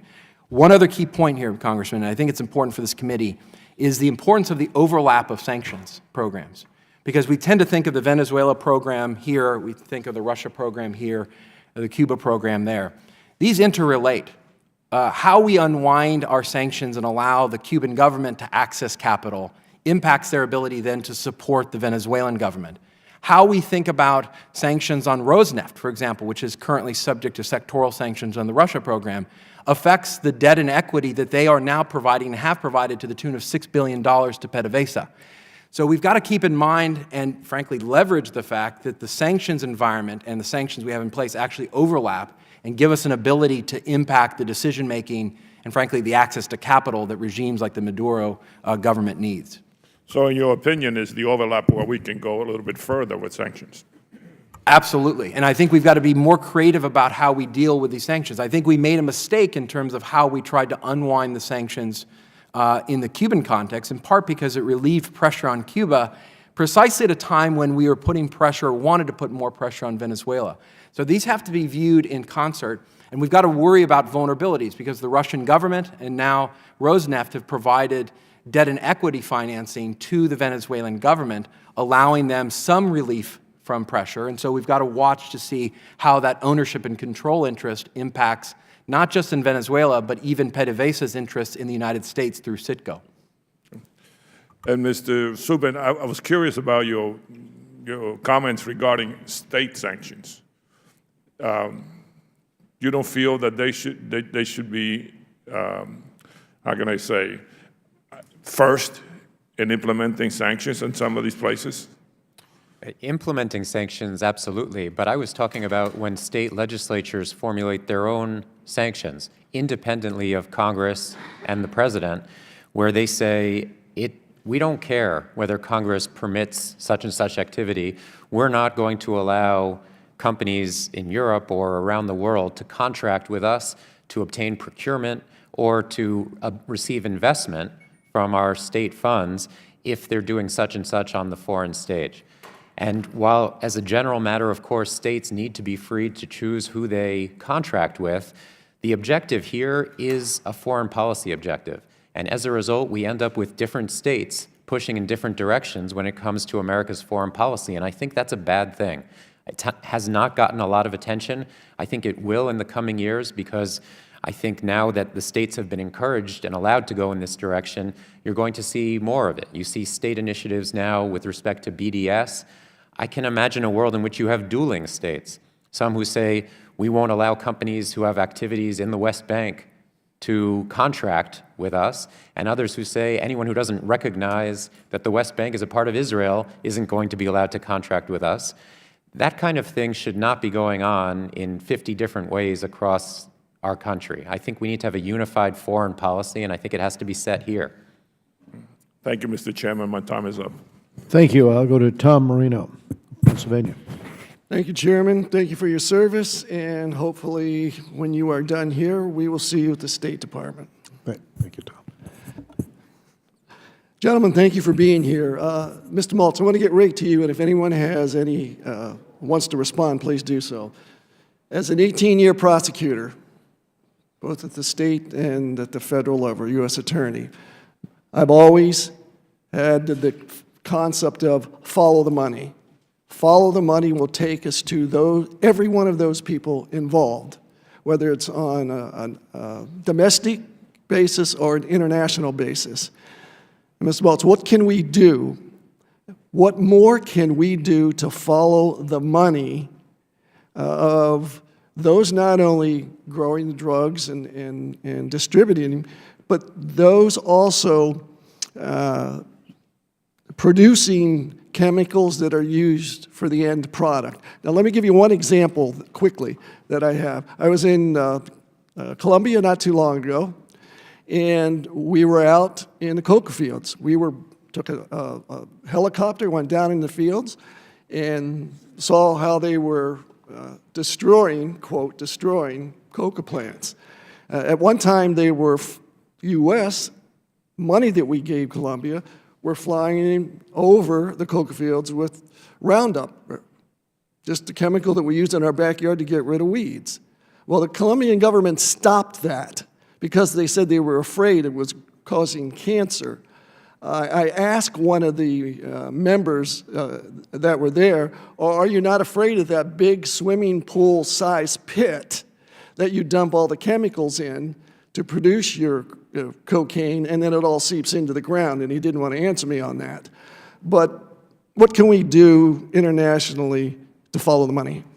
Okay, so that's a great question. So let me answer this by saying that's exactly why I wrote a long paper on a case study to make America safer after we did the Lebanese-Canadian bank case, because it was a good model to move forward. However, we missed a lot of opportunities. So to give you an example, like these Patriot Act 311 and 981K actions gave us the ability to take $150 million out of an account in Lebanon. We actually ultimately forfeited $102 million in that case. The issue is the U.S. government needs more expertise on financial investigations. You are 100% correct when you talk about follow the money. The only way you're going to really shut these people down is if you take away their resources. And that's why what you hit on is exactly my #1 passion. If terrorists are turning to criminal networks for their funding, how can we have a system where the terrorist investigators and the intelligence community and others are not communicating properly with the law enforcement agencies, state and local, federal, and have this unity of effort to put it all together? Because it's so powerful. I was very impressed by the Patriot Act, just those 2 actions alone. And I'm not an expert by any means. But I will tell you, we learned from our partners at Treasury and other folks that were kind of educating us. But this is why a co-mingled, co-managed task force of the true experts in the country would be the most effective. Now, I keep going back to the Counter-Narco-Terrorism Operations Center we have in SOD. Yeah. The reason I talk about that center is because that center was developed and because the Attorney General, the FBI Director, and the DA Administrator said back in 2001, 2002, we need one unit that can look at the finances and the crossover, the overlap in these particular cases.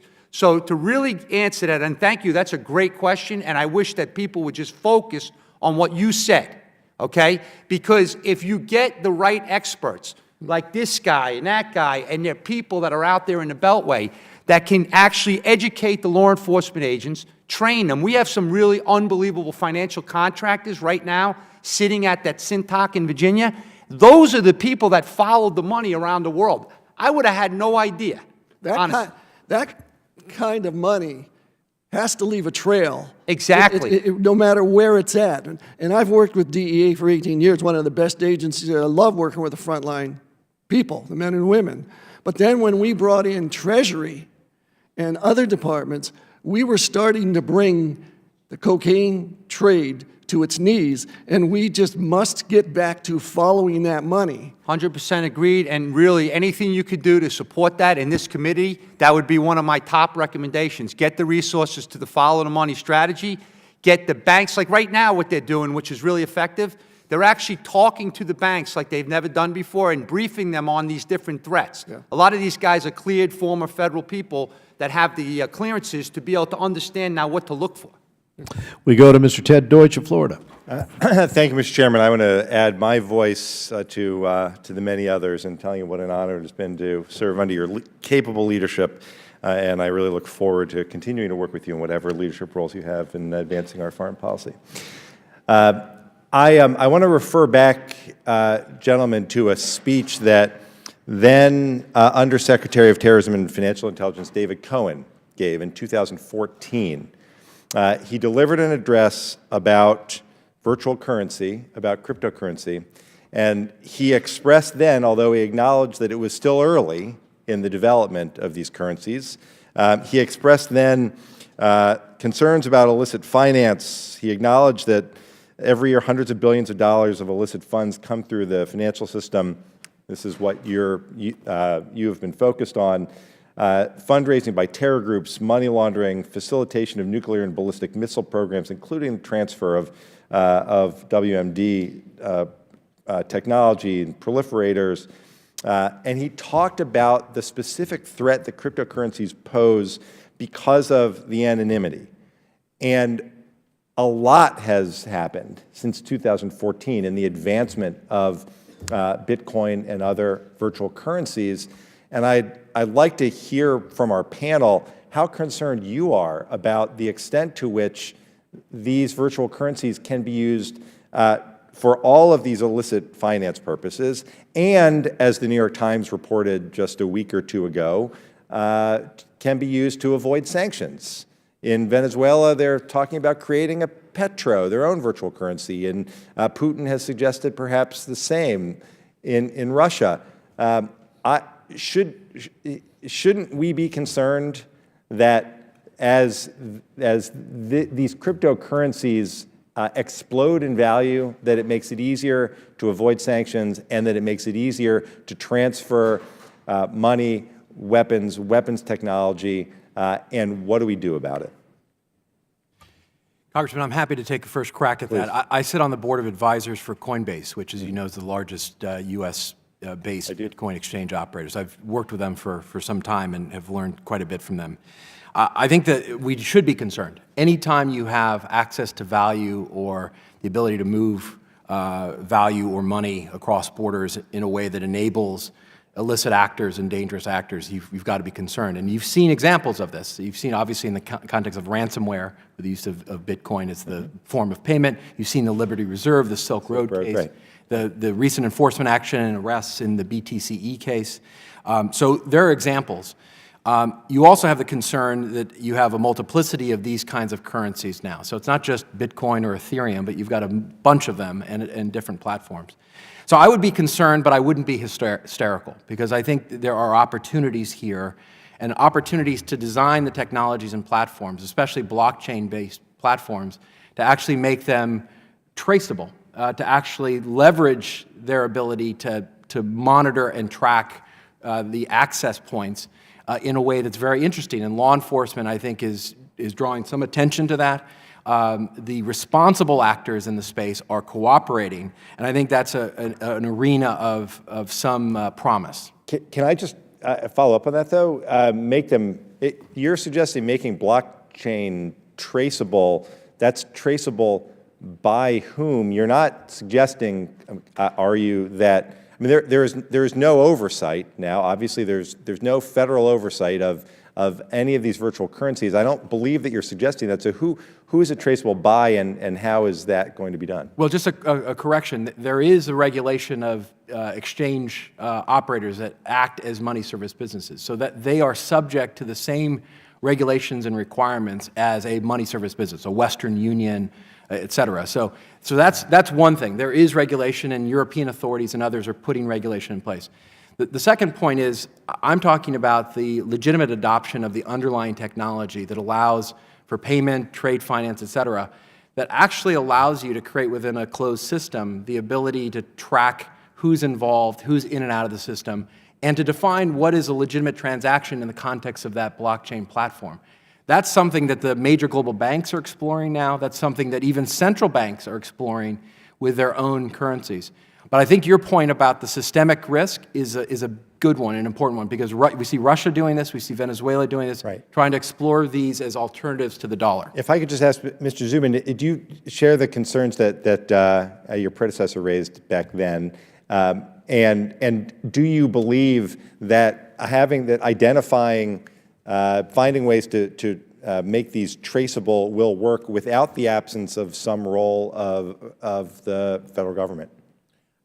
I do share the concerns. I share the concerns that Mr. Zarate is raising. I think we need to have the same standards when it comes to transparency and reporting suspicious activity for virtual currencies as we do for regular currencies, for fiat currencies. It's as simple as that. And our regulatory system is strong. I think it's very well thought out, well designed.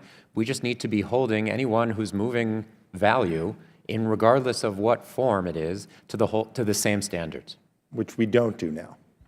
Well, FinCEN actually has, and has said that if you're moving money, whether it's virtual currency or fiat currency, you're a money exchanger, and you're responsible to report and file in the same way that a Western Union has. Mr. Chairman, before I yell back, if you're right, that's for the good actors. That's still, and I hope perhaps we can have a hearing in the future about how it is that a terror group, for example, can utilize a virtual currency in order to acquire, in the worst case scenario, plutonium, WMD materials. That's, I think, a very serious concern that we should have, and that I hope we can explore further. And I think Mr. Deutsch makes a very valid recommendation here to me and Mr. Engel, and we will do a hearing on that subject. Thank you.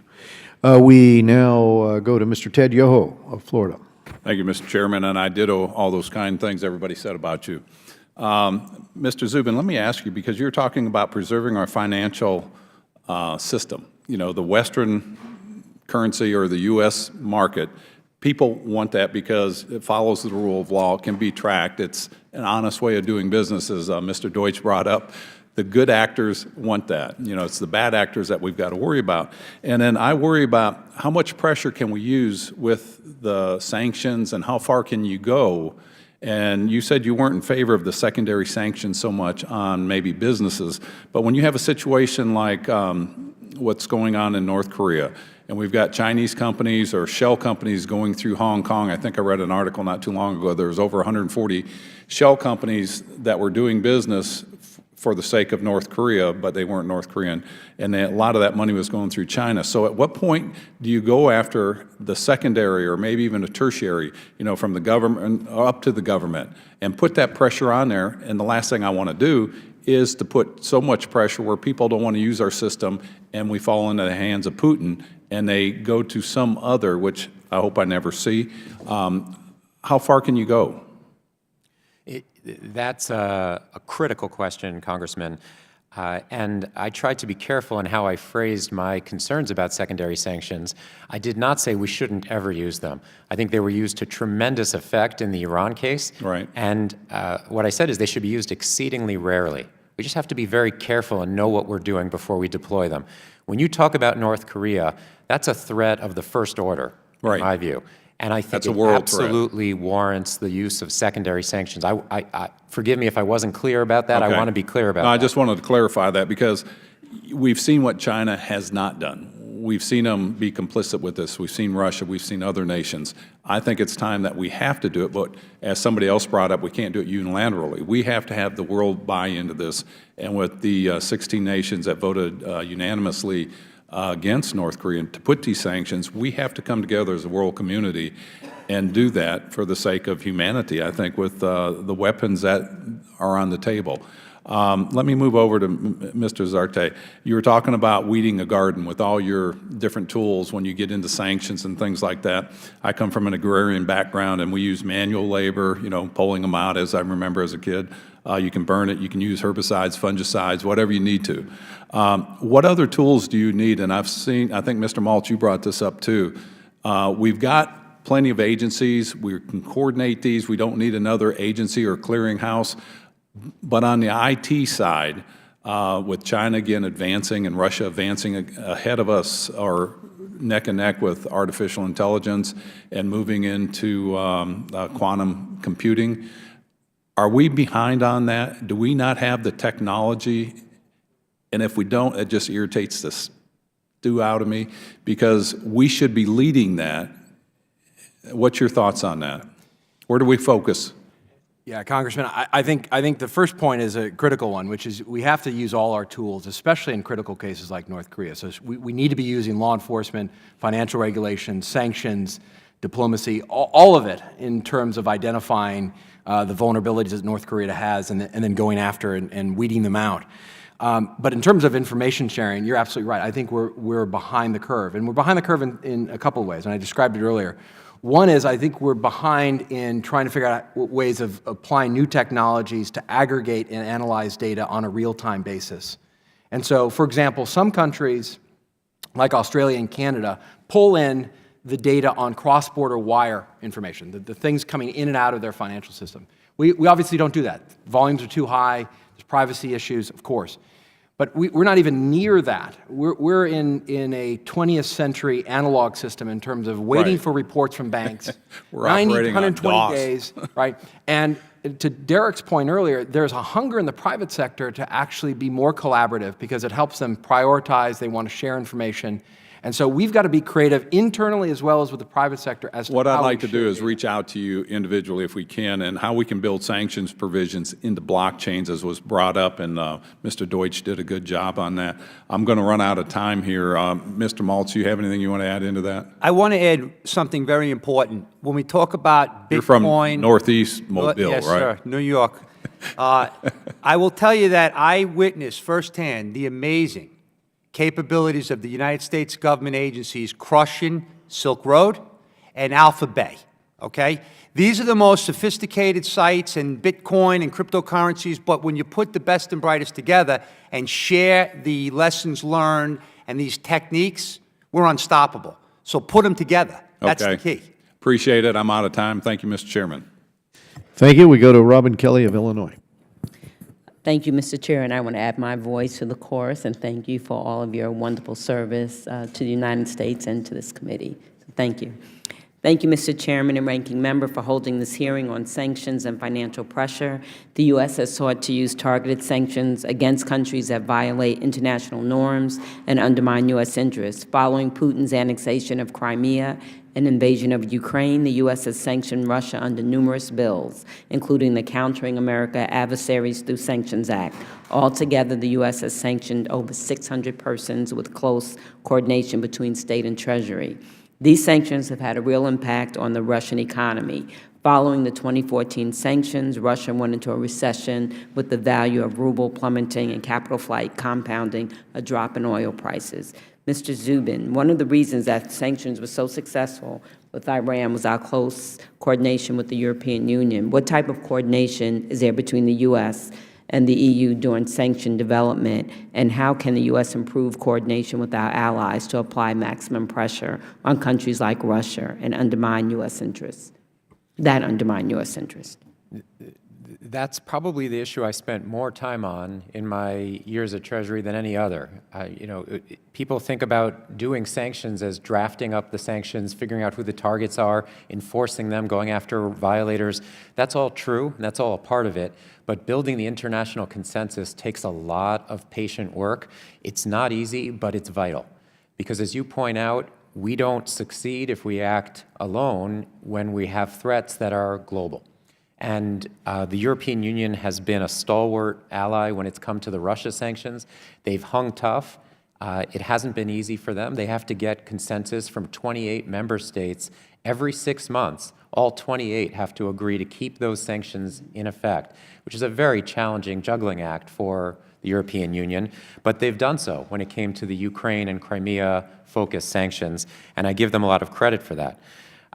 But we need them when it comes to election interference. Putin has threatened European elections just as much as he's threatened elections here, and I think he needs to be held to account for that. I think the Prime Minister of England spoke about that, and then the President of France, I just saw something about them mentioning Russia in their elections.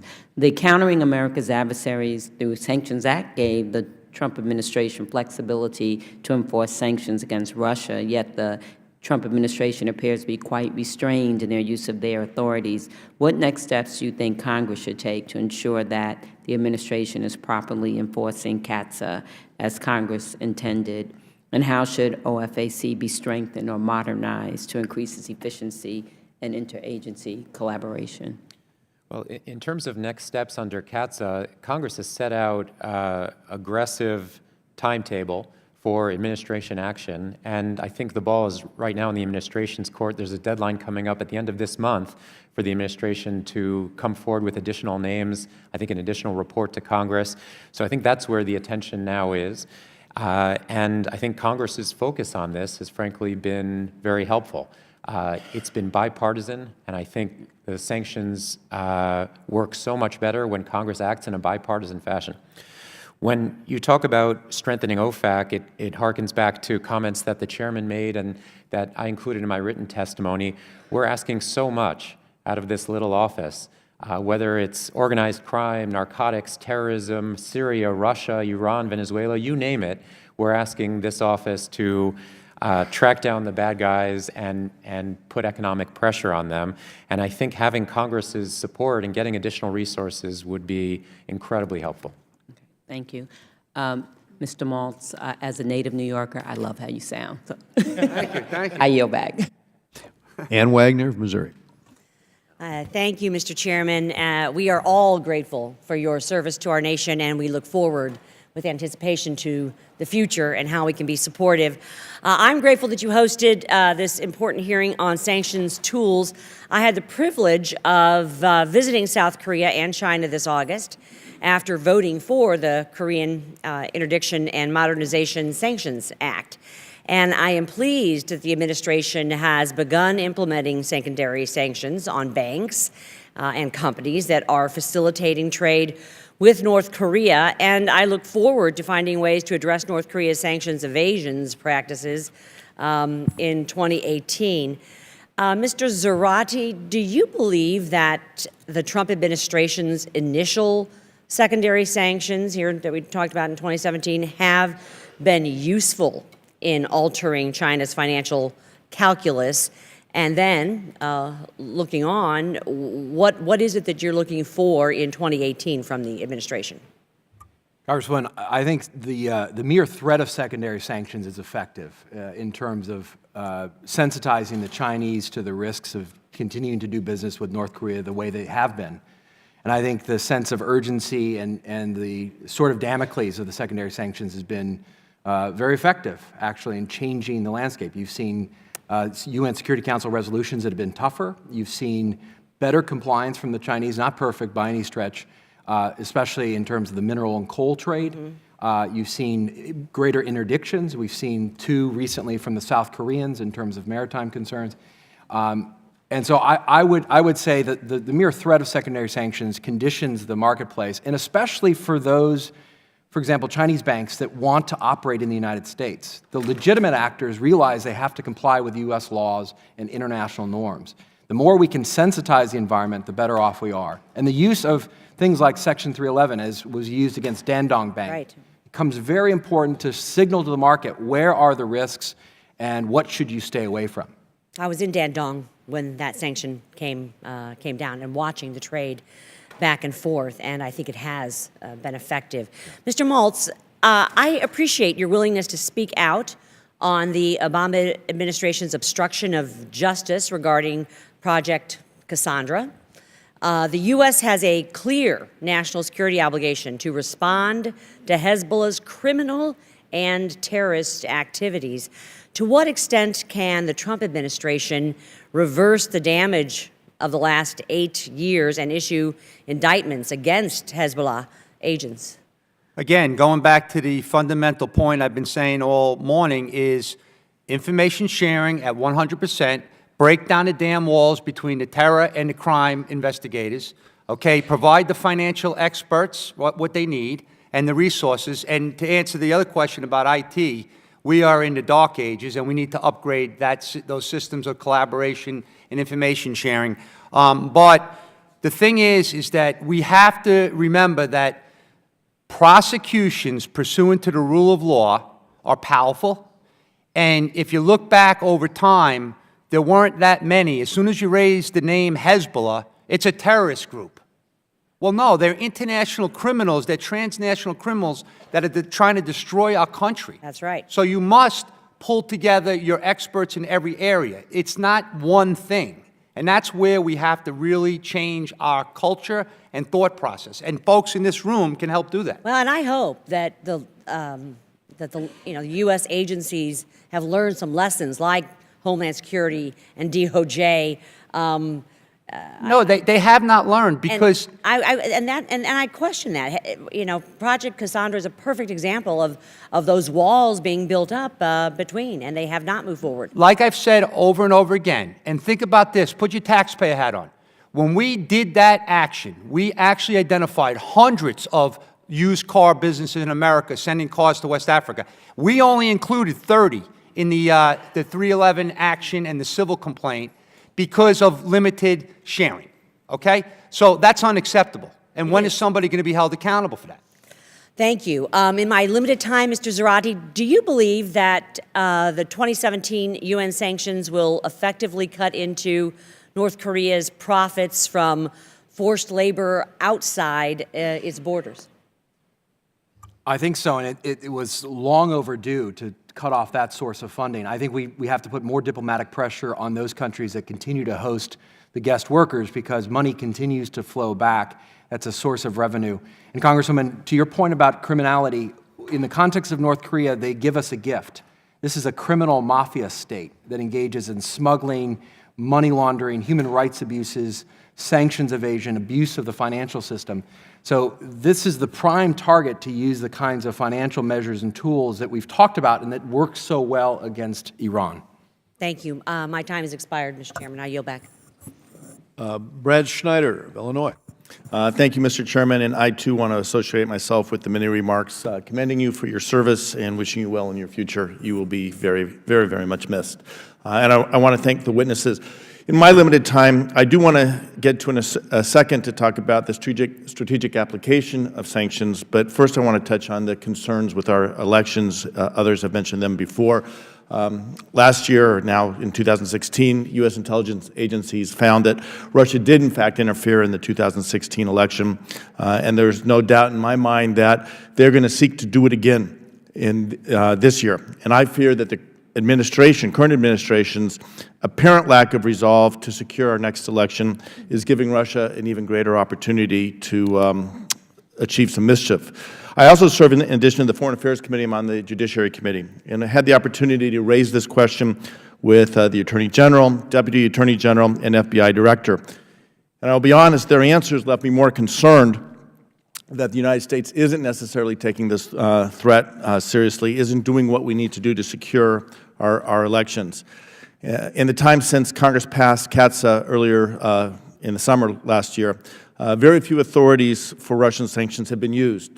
Mr. Zubin, you mentioned that there were sanctions in 2016, but specifically we haven't got there. My question to the panel is, do you believe our apparent reluctance to move forward, our resistance to apply these sanctions, is emboldening Russia to take more actions against our elections in the coming year?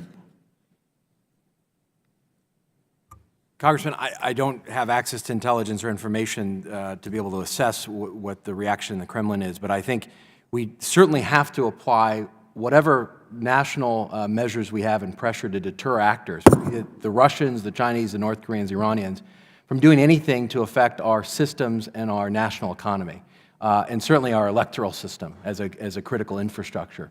So I'm a firm believer of that.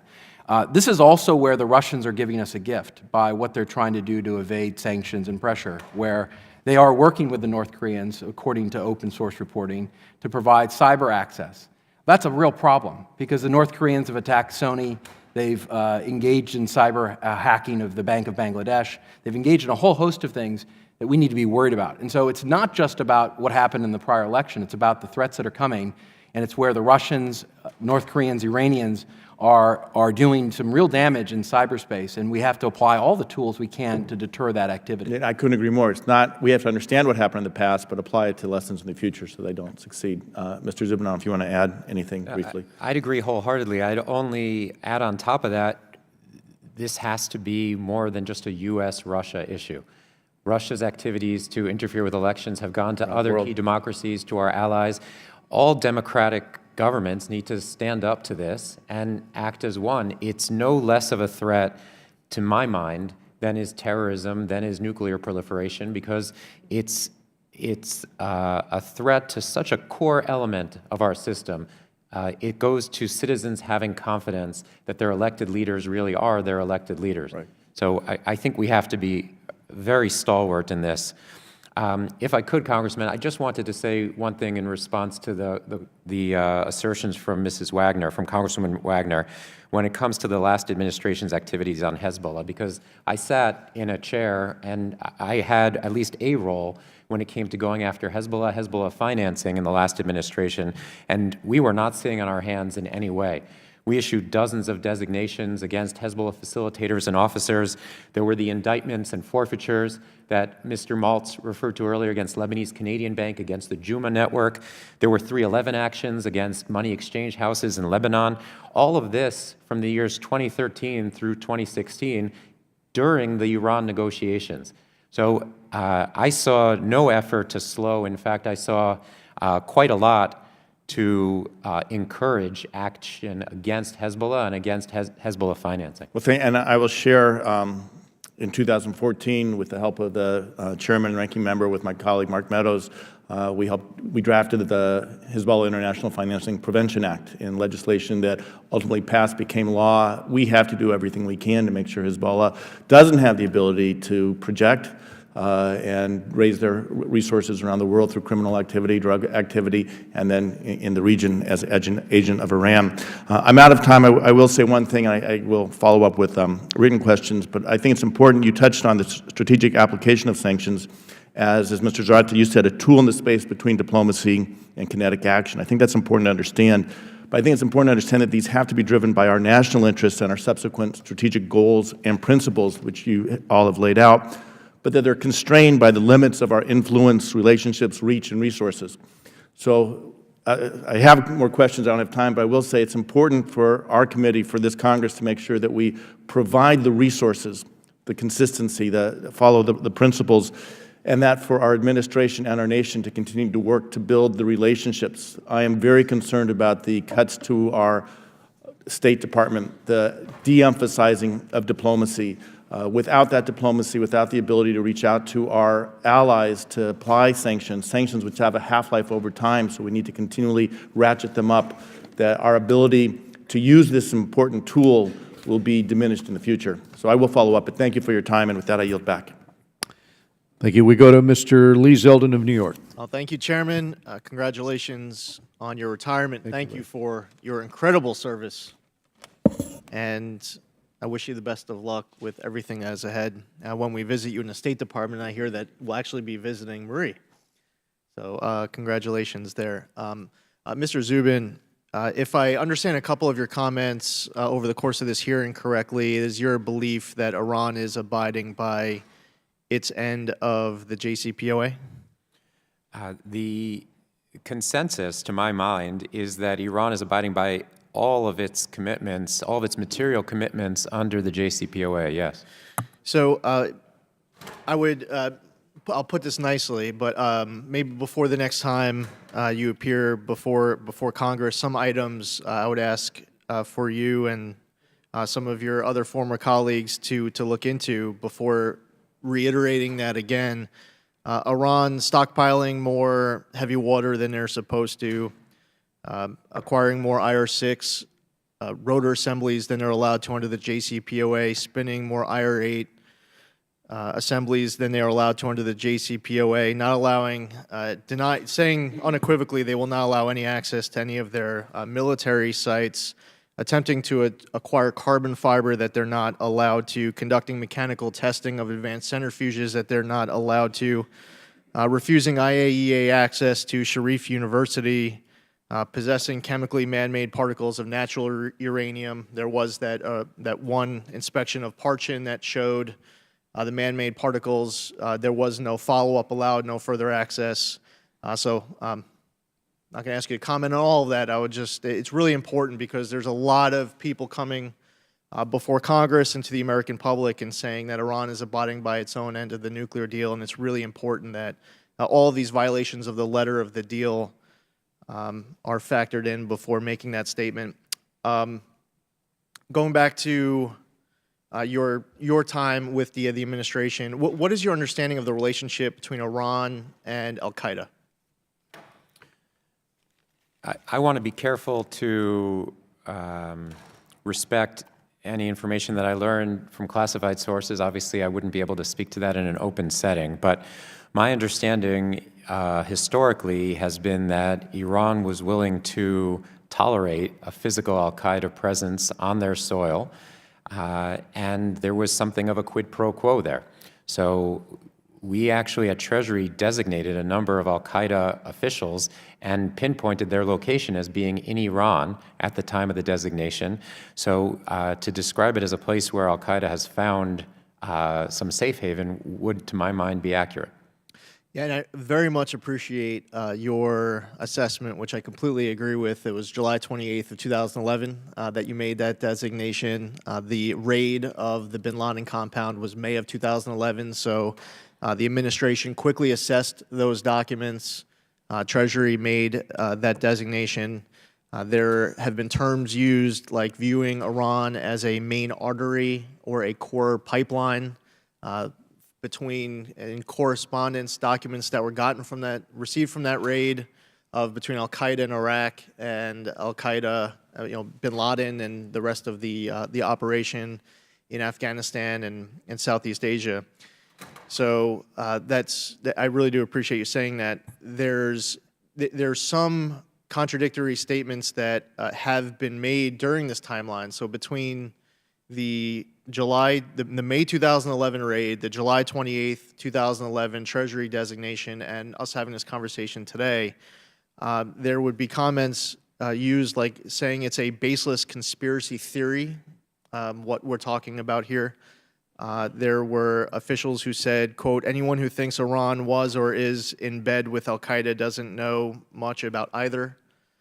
So that's another issue that I think it's very helpful that you're here and making the statement that you did, because there clearly was an active relationship between Iran and al-Qaeda that was greatly concerning. It was an active relationship right up until the time of that raid.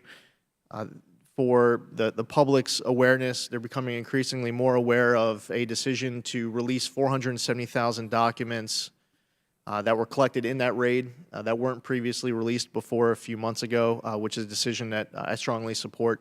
I appreciate all three of our witnesses being here for today's testimony. Chairman, again, best wishes, and, well, he's not here anymore, but Chairman McCall, I'll yield back. If I could, though, Congressman, just very briefly, I think you're right that the situation here has involved connections between al-Qaeda and Iran over the years, and you're right to point that out.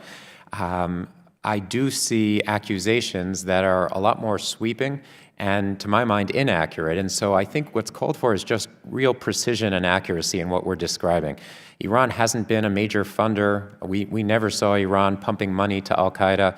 There are a number of other Sunni countries that have been a lot more problematic when it came to charities and fundraising for al-Qaeda than Iran, which is, of course, a Shia country. So I don't want to whitewash their behavior when it's come to al-Qaeda. In fact, at Treasury, we were involved in helping to call it out. I just think we need to be precise and accurate in how we describe those relationships. Right, and again, it gets back to on both sides, on all sides of analyzing this argument, because there were some people in the prior administration who were referring to this as a baseless conspiracy theory, what we're referring to, which is contradicting reality. And I think with regards to Iran offering financing and arms, the documents are showing more of an offer than what you're seeing as far as evidence of them actually providing financing and arms, but certainly a relationship and an artery, and I do yield back now. Thank you, Chairman. Chairman recognizes Ms. Norma Torres. Thank you, Mr. Chairman. Mr. Zarate, last year I introduced the North Korea Follow the Money Act. The bill requires a national intelligence estimate on North Korea's revenue sources. This information is very important to ensure that our sanctions are effective. How confident are you that our North Korea sanctions are hitting the right targets? And do we know enough about this regime, how it operates, to actually be effective? Congresswoman, first of all, thank you for that piece of legislation and your focus on trying to understand the financial networks of North Korea. Because one of the challenges in this space has been the assumption that the Hermit Kingdom doesn't have economic or commercial vulnerabilities or capital, and that's completely wrong. Right? They have relationships with banks, they have trading relationships, they've relied on forced labor in Western countries.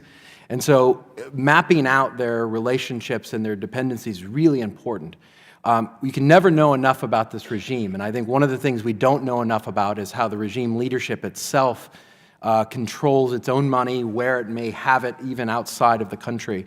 But I think we've done a better job of understanding its relationships with China, and in particular, its trading relationship in Dandong, and I think the focus on the mineral trade is incredibly important.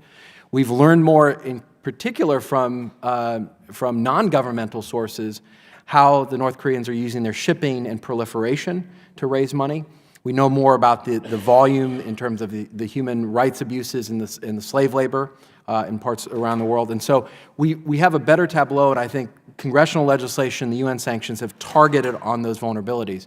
The challenge is the North Koreans adapt. They adapted after Banco Delta Asia in 2006, which was, by the way, to Congressman Meek's points earlier, a unilateral U.S. step that had global impact to isolate BDA at the time. But they will adapt, and they also then find areas of vulnerability in order to make money, to include now cyber. And you see the North Koreans now investing more resources in trying to find cyber vulnerabilities and to profit from it. Right. Bringing it back to the Western Hemisphere, Mr. Zubin, as you know, right before Christmas, we saw the first global Magnitsky sanctions come out, and I was very pleased and encouraged that a political figure from Guatemala was included in that list. Guatemala, as you know, is an ally of the U.S., and we are doing a lot of important work, investing taxpayers' dollars in infrastructure in the Northern Triangle. In Guatemala, we're working very closely with the Attorney General and CSIG. And as the founder and co-chair of the Central America Caucus, I've been very supportive of the work that they are doing in dealing with public corruption. But the political class and many individuals in the private sector have been doing a lot of work and a lot of damage to undermine the work of CSIG and the Attorney General. I think we need to send a stronger message to those actors from the U.S. So what are our options for expanding targeted sanctions in a country like Guatemala that is so dependent on the U.S.? Well, thank you, Congresswoman. I think the approach that you're describing is exactly the right one. Work with those aspects of the society and the government that are for clean government, that are trying to serve their citizens, and try to marginalize or put pressure on those who are forces of corruption and of regression. Targeted sanctions can be a part of that strategy, and I'm glad, as you say, that we've seen the administration harnessing that tool. I'm no longer inside government, so I can't speak with any expertise as to where additional opportunities might lie, but I think that's a great conversation for you to have with my former office. Right. It's troubling to me when the vice president of that country makes a comment that if we are going, the U.S. Is going to begin to impose sanctions on specific individuals, that they would be targeting every Guatemalan in country because they are all guilty of being corrupt at one point or another. I took that as I was born in Guatemala, and I took that as a very offensive comment that he would make towards, people that he was elected to represent. More troubling is the fact that it has been so difficult for the U.S. To begin this process of ensuring that a country that we are investing so much in is able to produce the judges and to produce the legislative branch for themselves that they need in order to bring to trial some of these very bad actors. But thank you, and I yield back. Jolie yields back. Chair recognizes himself for 5 minutes for questions. Thank you for being here today. I just have a couple of questions. First, Iran, Ranking Member Elliot Engel and I visited Israel. The Prime Minister talked about the Shia Crescent, the movement into Iraq and Syria. We're seeing some very aggressive movements by Iran now in that region. I think also the lifting of the sanctions, I think a lot of that money is going into criminal enterprise now and terror organizations, Hezbollah being one of them. I think ISIS is spreading now to Africa, Northern Africa, and I think Iran, as Zeldin pointed out, has had a very odd but relationship with al-Qaeda and Sunni forces as well. And I think that transnational organization trade out of Africa into the Western Hemisphere is real, and the tri-border area where I have been is real. And that puts it right in our backyard. And I guess, Mr. Malls, your experience with DEA, are we making any progress to stop the flow of this transnational criminal organization that Iran has been supporting? We have made progress. That's why I wrote a long paper about the whole Lebanese-Canadian bank and some of the stuff that we did. However, we have so much work to do. They're working hard right now in these operations, and I know that they're going to make some more, have some more success. However, we will never make the progress that you're looking for if we don't get the expertise together. We have to have the unity of effort like the strategy under Obama called for, President Obama, and under President Trump, it's the same words. But the words are no good. You need the action, you need the experts together. And until that happens, we're going to be talking about this, and hopefully nothing catastrophic happens. I mean, like I said, 2008, Michael Chertoff made it clear. Hezbollah makes Al-Qaeda look like the minor leagues, right? Jim Stavridis with his fireball slide. When Islamic, narco, terrorists, and extremists get together, that's a very bad nightmare. General Kelly has testified so many times about this emergence down in South America, Central America, the tri-border region, cocaine flowing into the Middle East, money's being made all over. So until we get our teams together and hold people accountable, we're going to be talking about this forever. And as as a federal prosecutor of counterterrorism, I remember one of the first cases in the United States was actually a cigarette baby milk case from Hezbollah.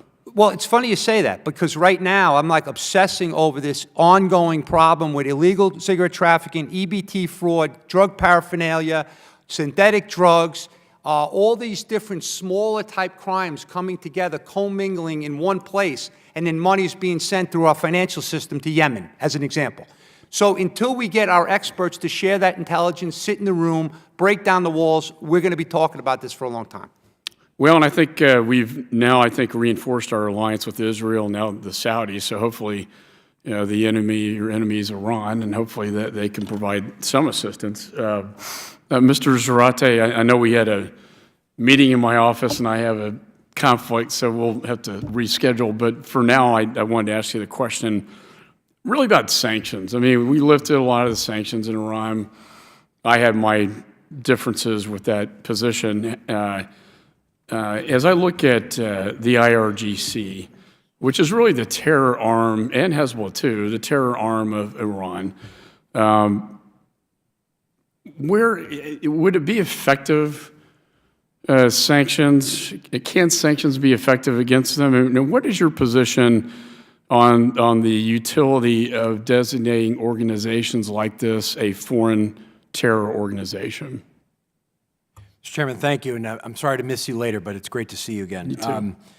I think the designations are fine. The designations allow for authorities. The question is what follows next. I think in the context of Iran and IRGC, there are two huge advantages that we have. The IRGC, as you said, is the centerpiece of human rights abuses, support to terrorist proxies through the Quds Force, engaging in criminality with Hezbollah, and the center of gravity politically. They are also the center of gravity economically, along with the boneyards that the supreme leader and the clerics control.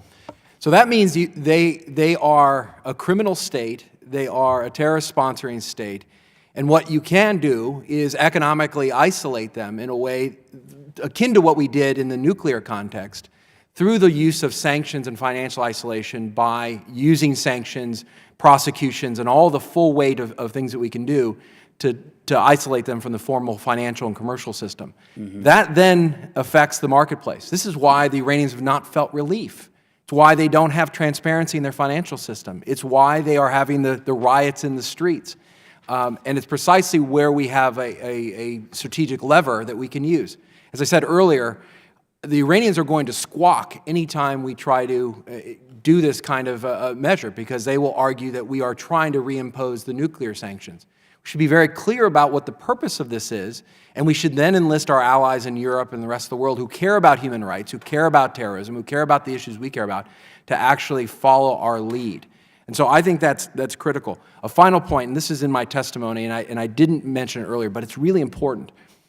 To have OFAC and the financial regulators focusing on ownership and control interests is really important.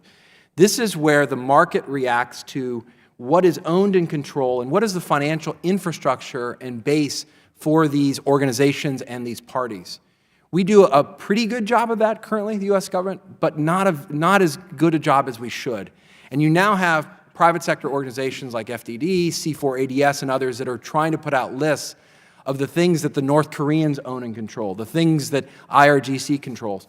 That is really important. So it's not just the designation at the top level as a criminal organization or a terrorist organization. It's what follows next. What do they own and control, and what can we isolate under principles that the international community understands? Thank you. I just was notified we have about 3 minutes left on the clock for votes. I know, Ms. Titus, you're last but not least, but if we could make it a little brief, because I'd like to make the votes, and thank you. Well, thank you, Mr. Chairman. I will be brief. We've heard a lot about the importance or the effectiveness of sanctions, but I question just how well they work if the administration is only kind of half-heartedly behind them. When CATSA was passed overwhelmingly by this body, bipartisan, the president expressed concerns. He was reluctant to sign it. He got threatened with a veto override, and then he agreed to go along with it. But I wonder, Mr. Zubin, if you think that his public reluctance on the legislation, his slowness to implement the sanctions, missing deadlines, if that doesn't undermine their effectiveness and Russia just doesn't take them very seriously. You said sanctions are like guide rails on the highway that allow us to adjust speed. Do you think it's time for this administration to adjust its speed?